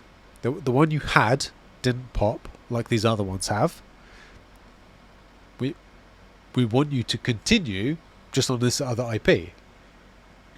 Again, that's a show of faith, in my opinion, from a company that tends to back the right horses in general. Now, I also think with these other studios, they'll be trying something new. So I'm willing for Sony to bring out stuff that flops, right? Because if they're going to try something new and they're going to be doing presumably some mobile games, I don't expect mobile games. One, I don't care, but two, I'm not holding those to the bar of like God of War. Yeah. So I expect that some things will flop. I'm okay for them to do things that don't work, like the 6-axis. I'm okay for them to try something, and it lands flat. I'm not okay for them to lower the standards. Yeah. They're different things. Anyway, I'm also keen to see what's. So do you think we see something from that? Because they've been working on that for 2 years now.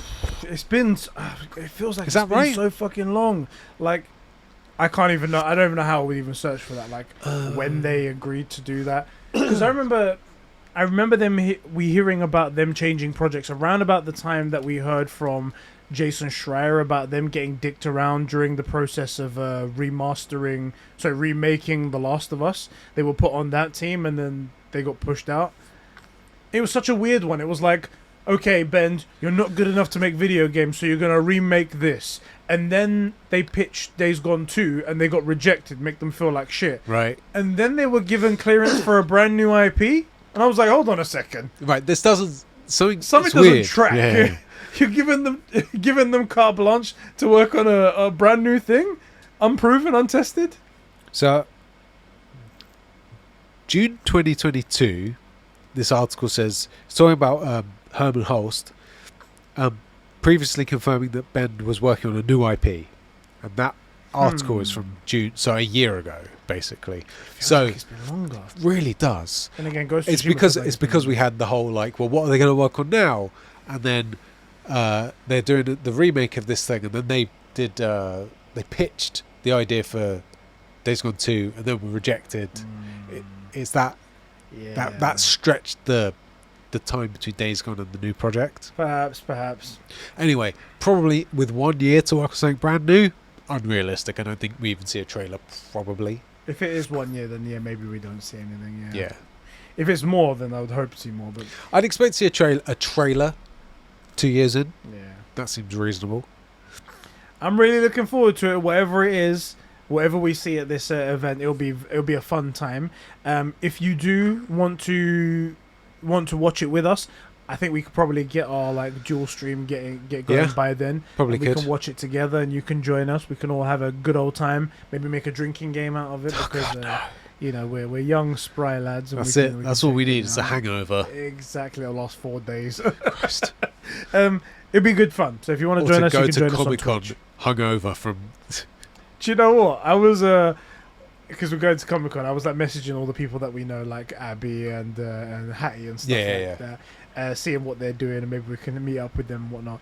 And I don't know if they're quite the rager type because they're a little bit younger than us. Not all of them. God, I don't want to go drinking with 20-year-olds. I was like, I was careful with what I was saying. I was like, so what are you guys gonna be like up to? Like, like we might go get some food after. Yeah. We're not going out after. We might get some food. Also, really frustratingly, they're actually talented and we're not. Yeah. And that's quite annoying. If you guys aren't familiar with Spores Productions, you should get familiar with Spores Productions. Did you see what Ben did? I did. Ben has now joined the Spores Productions team. Maybe not as like in the core just yet, but he's done a shot. He's joined them, and he's in like a Fallout style short video that they're making. And I'm it looks just impressed cool. that they obviously bought a custom lens so they could zoom all the way up into the clouds to see the guy. It was like one of these ones that's like super wide angle. You can't tell from the shot, but like they're like we need. How are we gonna get this lamppost in the shot? And there you go. But he was on the fucking cover of their me thing. as well. Like, that's great. He tweeted me. He was like, "It's all because of you. You encouraged me to play the moon or something." I can't remember what I called him. I said, he was like, "I've made it now." It was really funny. And also, I mean, two things simultaneously true. They try really hard, and the passion comes through, and they're also very good at it. It looks good, but also this sounds stupid, but I can feel how much they care in the pictures and in the shots, which sounds so weird, but you can see the passion. People aren't just doing...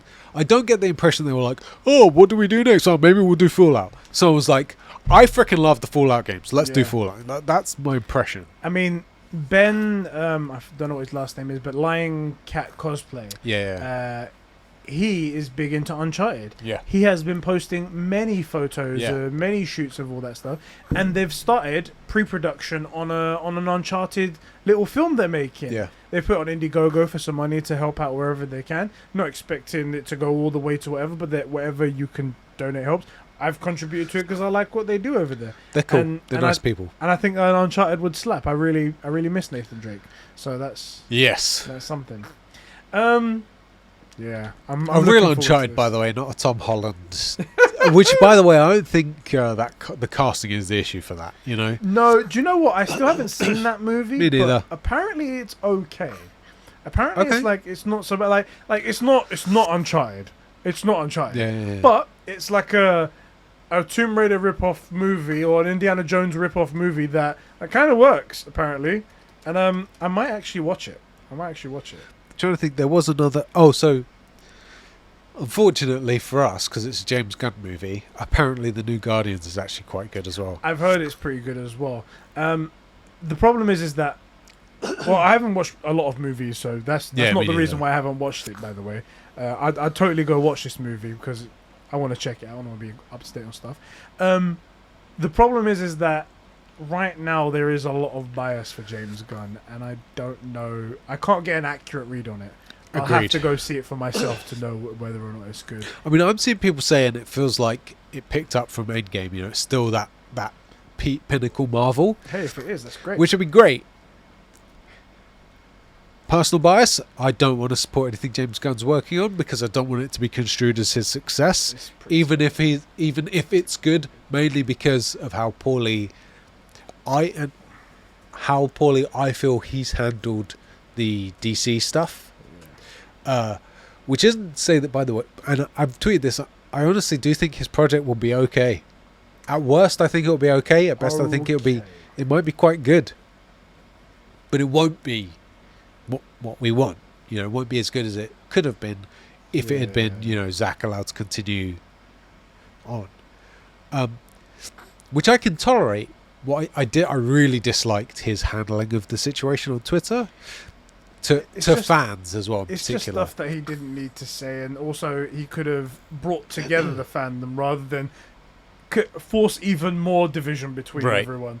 And then that's the guy that says he's like Superman. That's the most un-Superman like thing ever. Yeah. Anywho, Yes. this isn't a Hate James Gunn podcast. That's the Conbrosations podcast. Head over That's there right. for that. But yeah, I'll probably get to see it at some point. It's just life and shit for me. That's the only reason why I haven't gone. Let me see if there's any other things that I had in my notes right here. Just go check the Discord, which you can as well. You can write in. Oh, Link to apparently the- some big things are supposedly going to be announced at the PlayStation Showcase. Rumors are that there will be a Metal Gear Solid 3 remake that will be announced exclusive for PlayStation. Apparently, a Bloodborne remaster and a PC release will be announced. Some people even threw in the rumor of a Bloodborne 2 tease as well. Okay. Who knows whether that's going to be real? Take a grain of salt. Also, people think that maybe this is when finally they're going to show GTA 6. How? That seems really like out of left field to me. That seems unlikely. I'm one of the people that's actually a bit skeptical about GTA 6. Because it's what those... Oh, you think it actually exists? Because first of all, that's my big contention. Like, It's no- all just no. a ruse. It's all Yeah. just a ruse. They're going to keep talking about GTA 6 being in the works for the next 10 years. Who's the people that made GTA writers? Dan Houser, that's it. The Yeah. Houser brothers, right? Dan Houser and Sam Houser. They left after Red Dead Redemption 2. Yeah. Not Kind to of say, feels like you lost you. not to say that they were the only people there, but they were really attributed to most of the magic over there. So Yeah. this is going to be the first game without them. I feel like there's not enough caution placed on this. I feel like everyone's super excited for GTA 6 and no one's like, but you see that missing piece of the puzzle, right? But that's because Maybe- GTA players aren't thinking about it like So that. small brains, pea brains. First of all, there's that, because they keep buying it new. GTA 5, for some reason. They're like, where did I put it? Huh, what's under this And, like, drink over here? The other thing is, what's the most recent GTA stuff that's come out? Oh, it's those remasters. Those were good. Oh, but that wasn't them. Okay, you're right, it wasn't. But they okayed it. They allowed it. It's odd. It's Yeah, odd. We'll see what happens. But I'm more good games is better for us. exactly. You know, I want more good games out there. I'm all about it. We've seen literally nothing. We've heard literally nothing except we assume the title is GTA 6, Yes. which makes sense. But okay, where's the optimism coming from? It's not my way to go. Back over to Patreon. Gamsmaster says about the PlayStation Showcase, I feel like whenever there's a slight inkling of a PlayStation Showcase or state of play, we have the same conversation about Spider-Man, Ghost of Tsushima, Wolverine, The Last of Us. Wow. Okay, target me. Fucking hell, he just pointed a gun at us. This and bunch of motherfricker. you motherfuckers over here. I'm hoping for some more info on the handheld device from Sony. I was going to mention this, but I was scared I was going to get flack, so thank God you brought it up. Okay. P2 Vita. P2P. Handheld device from Sony are looking to release any potential consoles, even if we don't need one. Hopefully, we get some more information on the KOTOR remake this time. Ooh, This I time forgot round about too. that. Yeah, Yeah. that's all from me, boys and girls. Hope you are all not. Hope you all have a not bad day. He's not asking for Appreciate much, just it, a yeah. not bad day. Low bar.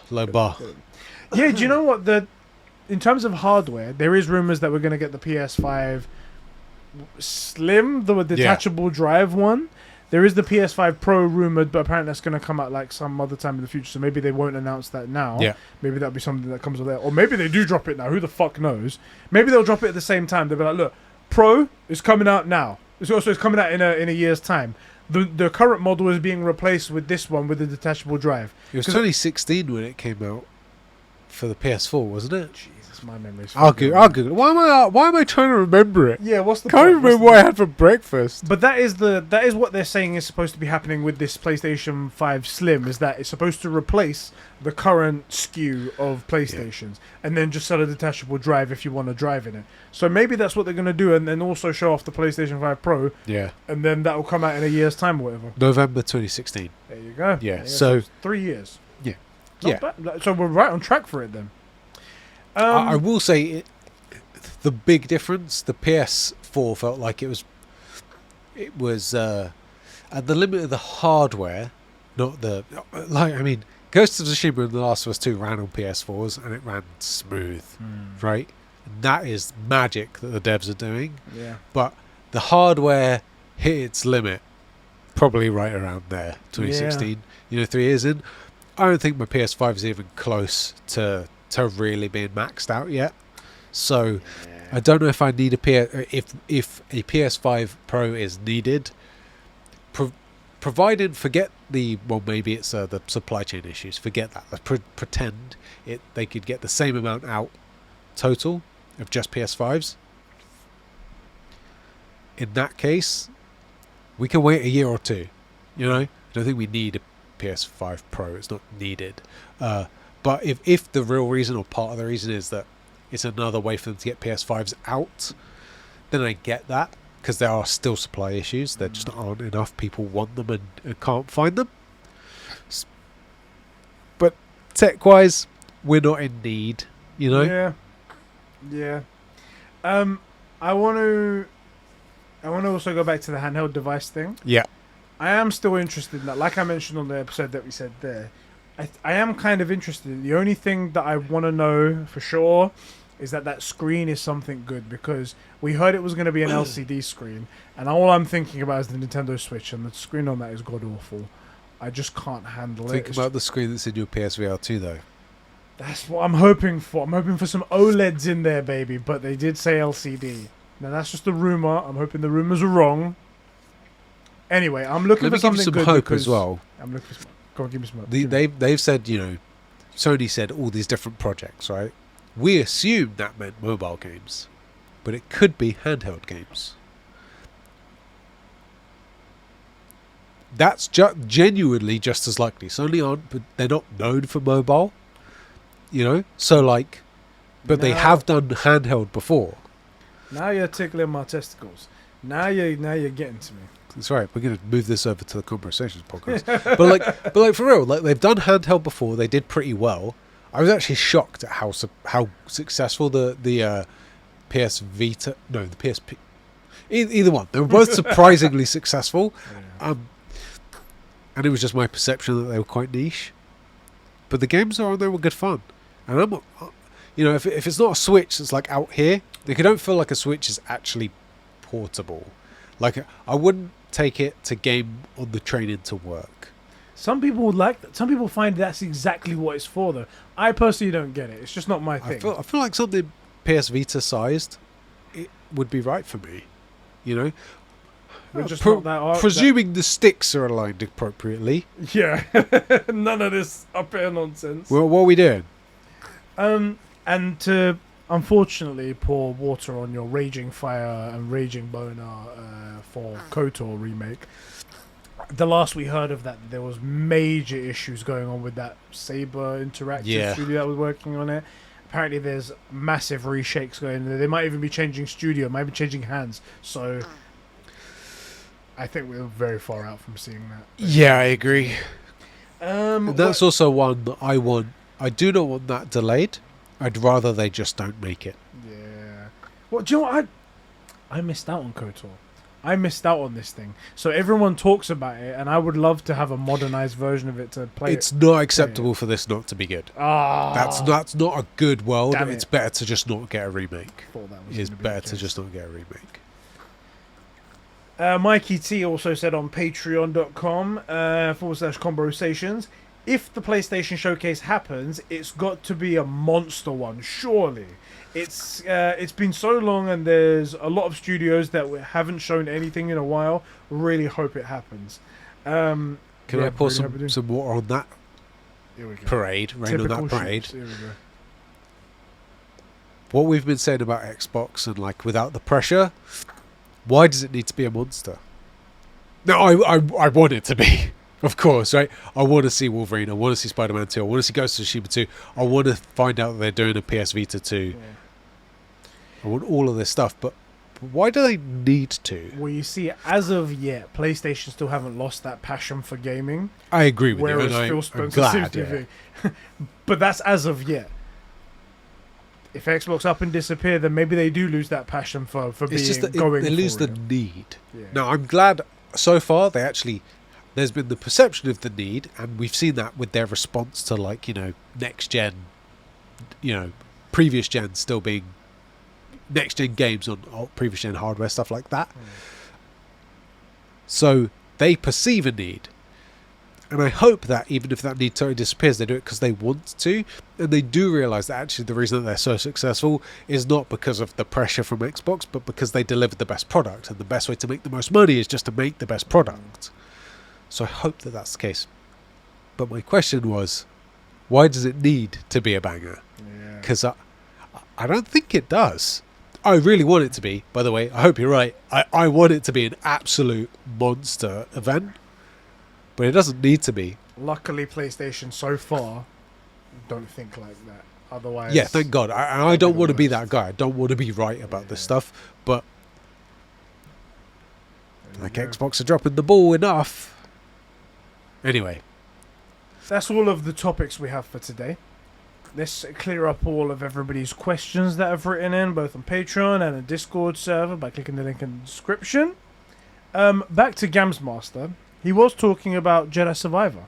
And he says, right, Jedi Survivor, despite the frame drops, is a goddamn amazing game. God, I hope there's no spoilers in this.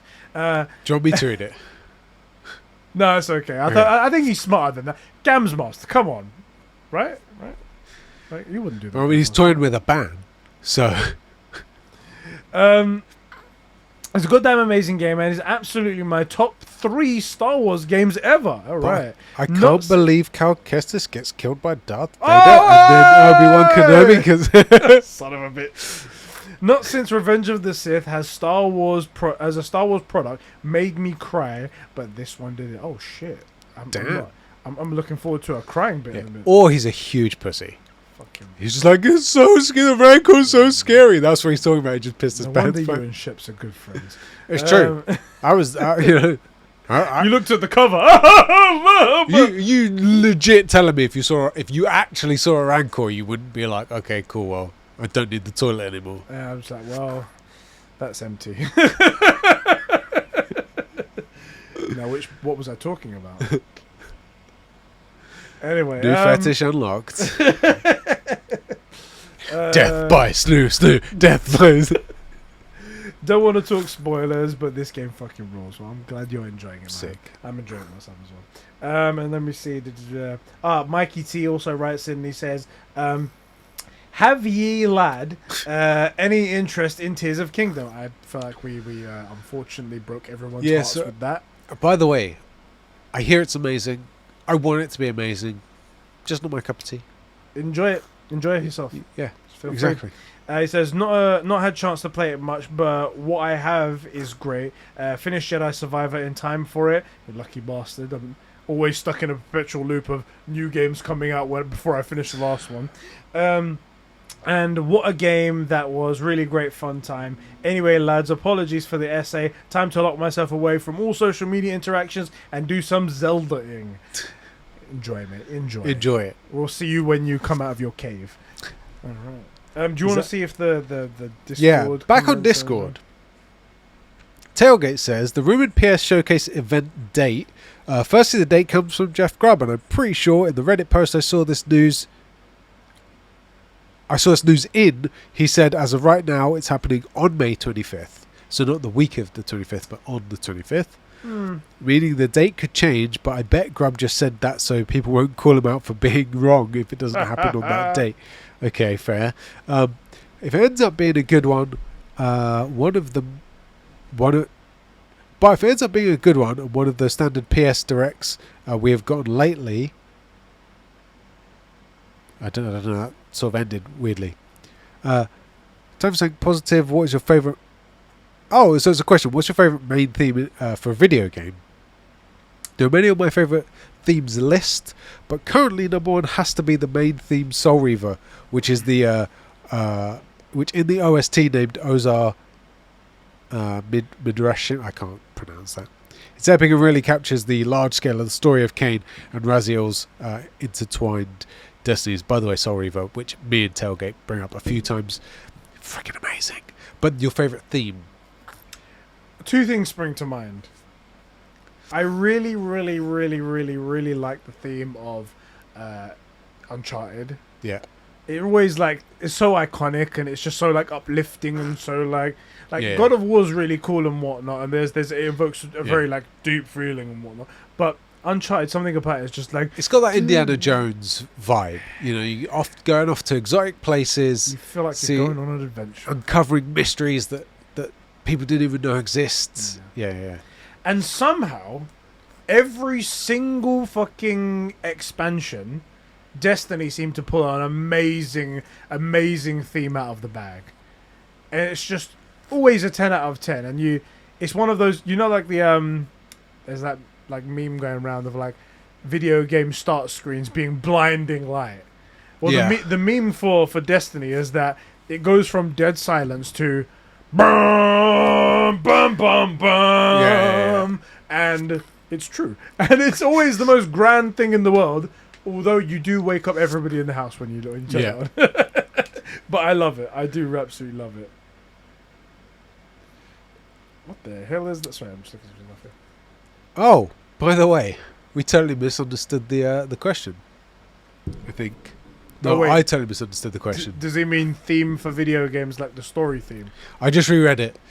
We did misunderstand the question. I got my own thing wrong. Edit. Well, your favorite theme for a video game? Yeah. 2 also. Odd ones. What do you mean also? I didn't mention anything. Bizarrely, and not really fair, but Jedi Fallen Order / Survivor stuff. Yeah.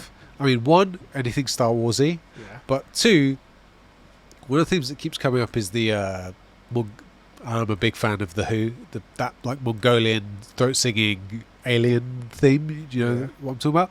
I don't know why, I just vibe with it, and it feels very Star Wars. It feels very, obviously it doesn't fit the cantina, but it feels like it fits Tatooine as an example. And then, I mean, come on, man, The Last of Us. A bit sad. Bit sad, but man, just it's the sort of thing that transports me my feelings to 20 years into a zombie apocalypse. It feels right. I don't know what it is, but that is the sound of a zombie apocalypse, right? Where the world's settled down, you know? Huh? Video games are so good, aren't they? They're incredible. They're just so good. Yeah, absolutely incredible. Well, really funny.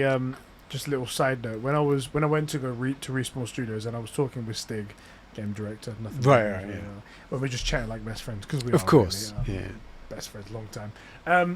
We. I actually hate you. I brought up the thing that we say often, that video games is the best form of entertainment, without question. Because we was talking about award ceremonies and how they're obviously they work on Star Wars, but Disney doesn't really promote the game side of Star Wars as much as they do the movies and the TV shows and stuff like that. And he was talking about the frustrations with that. And I was like, because we all know here, like everyone in this room here knows that video games are the best form of entertainment. Yeah. On top of how much entertainment you get out of it and how interactive it is and how you get to be a part of it. We know all of that and whatnot. And it was really cool to like talk about that and have it confirmed by someone as great as Stig, you know. I mean, it doesn't get better. It's so obvious to us. You get the soundtrack of a movie. You get to influence, even if it's on rails, you get to actually be involved in the happening of the thing. Yep. I want to add, I was just thinking of it, I want to add 2 additional, obviously God of War. Yeah. But also Doom. Yep. There's something to be said for a choir, and both God of War and Doom have this like deep bass, almost metal choir. Oh yeah. And I can't shake that from being awesome. And that isn't a God of War stand thing. It's not just because we think it's some of the couple of the best games ever made, but as a theme, like the second that what would you call that? Like that chant happens, you know that's God of War, right? You know that something epic along the lines of like the beginning of Ragnarok is happening. Right. Like, yeah, so tough question actually. That as I think about it, there are some incredible themes out there. Those are probably my top picks. Weirdly, he mentioned Soul Reaver. Yeah. I don't really remember the music because I only remember experiencing the game, which is a good thing. Like a good movie soundtrack, you don't really remember the sound. Yeah, it's just epic. But I can't actually like picture it in my head at the minute. God, those are such good games. You have to go on YouTube and have a look at some ODSTs. OSTs. ODST. Totally different thing. Oh, Halo. Ah, like how do you? Do you know what I mean? The problem is this list is too long. Yes, you know, true. Your top 10 has to be 50 picks at least. Do you know what I mean? It's too long. Shall we crack BS Bro 3's huge comment? Yeah. Alright, gamers. It's finally time for my PlayStation games ranking of everything I have played so far. Go on. And I really don't care about any of the gaming news this week, so here we go. Spider-Man, 10 out of 10. Favorite game I've played so far, great story. Spider-Man Miles Morales, 9 out of 10. Brilliant game with brilliant story. Just wish it was longer, which, fairness, it's a DLC. Like, fucking come on. It was like a standalone expansion thing, so it was meant to be smaller, but still, I wish it was longer. Yeah, I mean, you're right. God of War. Now we're gonna have problems. Someone managed to mistype 10. He's got 8 out of 10. Incredible, just incredible. It doesn't make sense. You put an 8. Make it make sense. Oh, I got it. It's Infinity. Ah, it's just on its side. Got it. Yeah. Infinity out of 10. Fair Agreed. enough. God of War Ragnarok, 9 out of 10. Even better than the first. Interesting. Very unusual. I mean, I love Ragnarok as well. I really enjoyed Ragnarok. I still prefer 1 over 2. I think the story just hits me better. It was more simple, so there was less bloat to it, and unfortunately, Ragnarok demanded it be a bigger story. It's Ragnarok. Had to literally be it. Had to be it. The biggest event in North. Had to be the thing. The thing, it's happening in this one. So no, I totally agree. Also, I'm a sucker for the I guess, what would you call it, like unwanting father looking after the kid that they grow together, The Last of Us 1. Yeah. You know, God of War 2018. I'm just a sucker for that storyline. It gets me every time. Yeah. Stray, 9 out of 10. That was a good one. Good game. I really enjoyed it. I don't know about 9 out of 10 though. I think it was quite good. In fairness, like, weirdly I'm comparing it to like God of War. That's not an appropriate comparison. It was really good. Do you know what? Yeah, for what it was, yeah, sure, I could see 9 out of 10. Love this game so much. The Last of Us, 9 out of 10. Almost perfect, but to be honest, I kind of preferred the show. That's an odd way to do it right there. Just the way Just Oh the way shit! it did some of the things. What? I still haven't seen the finale of the show. I still haven't seen the gay episode. I'm 2 episodes in. You hated the get. I hate the gays so much. I didn't even watch the You show. heard about it. Like, no, I'll never do it. You can't make me. Also, by the way, Trump 2028. that's it. The other thing is that I heard it's really good. It just feels out of place. Yeah. And I haven't got around to it. This is what I'm talking about. I don't have the time. I want to. I want to watch all of it because everybody go. First of all, I wanted to watch it just because people had their fucking knickers in a twist over it. Yeah. Like, it's a love story where you think people stop being gay because they're zombies. Fuck off. They're zombies. We don't have time for gay. Yeah. Gay was a luxury. See, that's why Aloy doesn't work. The game was alright. So I stupid. never ever thought anyone would ever say, let alone me ever say, gay was a luxury. Clip it. That's the worst. Gay was a luxury.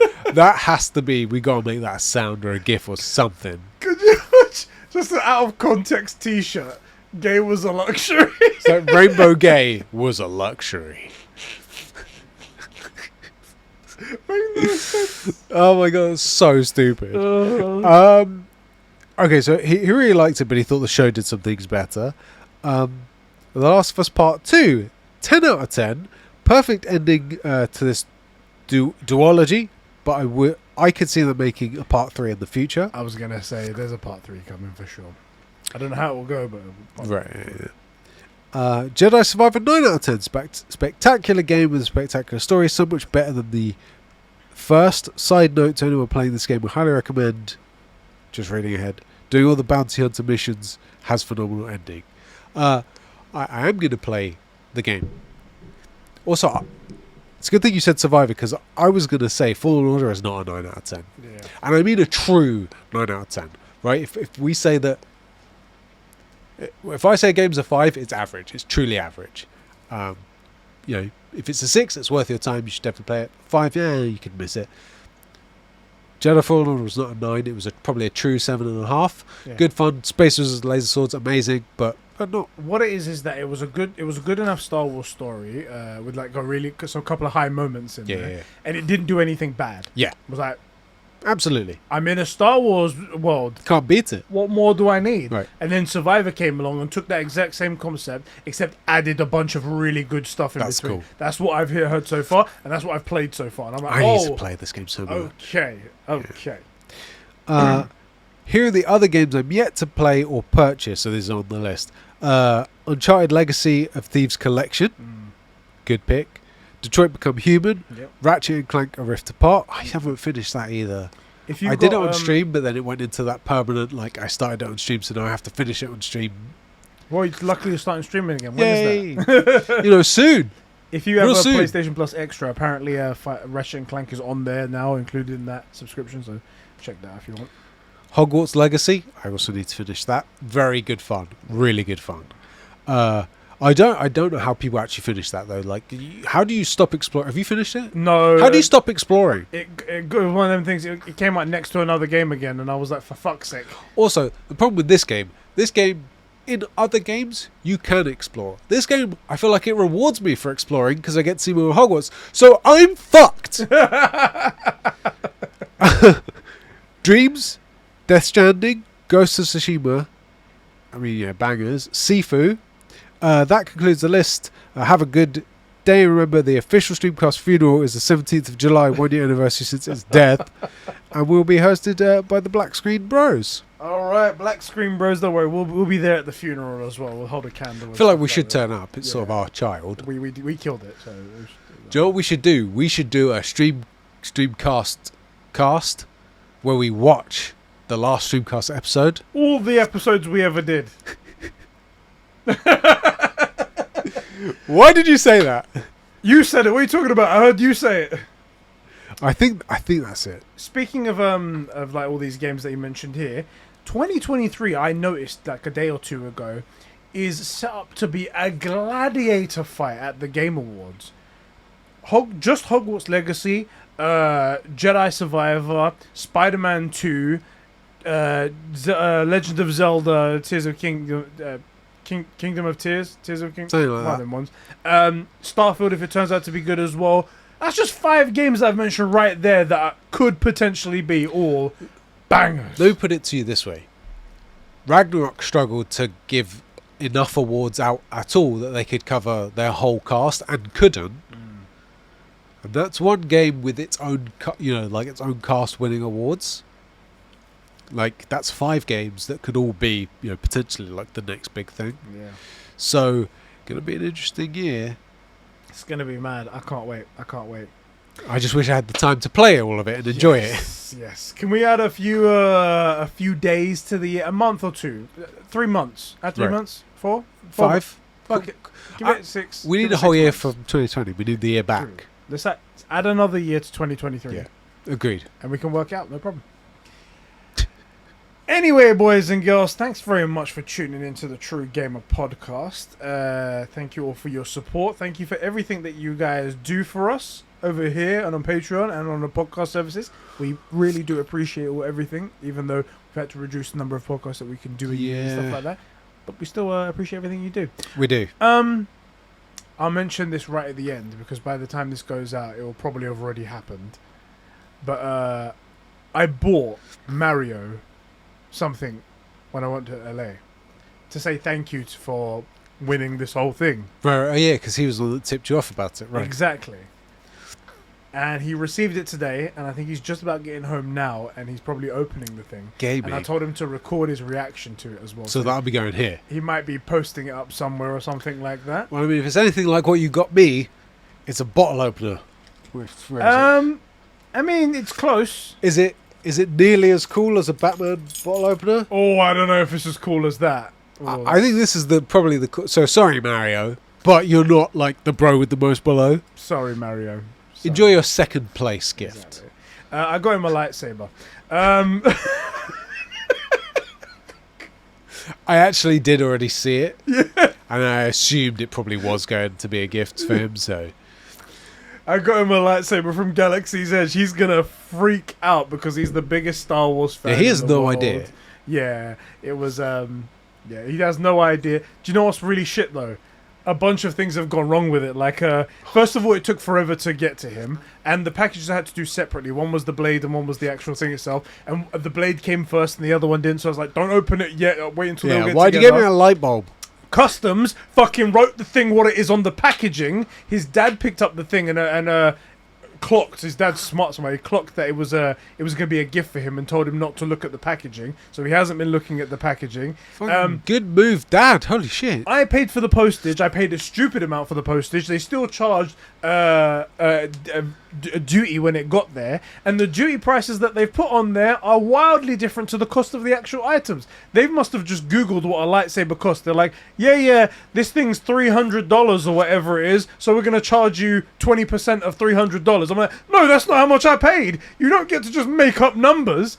And I went on the website, Post NL, like Netherlands Post, and do you know what it fucking says? It's like, do you want to object to the customs prices? Yes. And I'm like, yes. And it goes, before you do that, read this FAQ section over here. It's like, the prices are too high. Should I still object? It says something, no, do not object. Prices are sometimes high. That's just the rules. And I'm like, no, you don't get to What? say that. It's like, This is the problem with governments. They're like, get to you don't get to. We don't want you to object because of the price. We set it high so that the price can be high. Those are the rules. No, I don't want that. It's not fair. Well, but we made the rules so that it wasn't fair. And that's the rule. So get fucked. I'm like, what the fuck? The balls to just say that to me.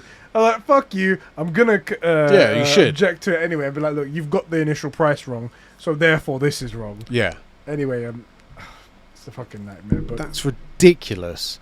Customs are proper dicks. proper.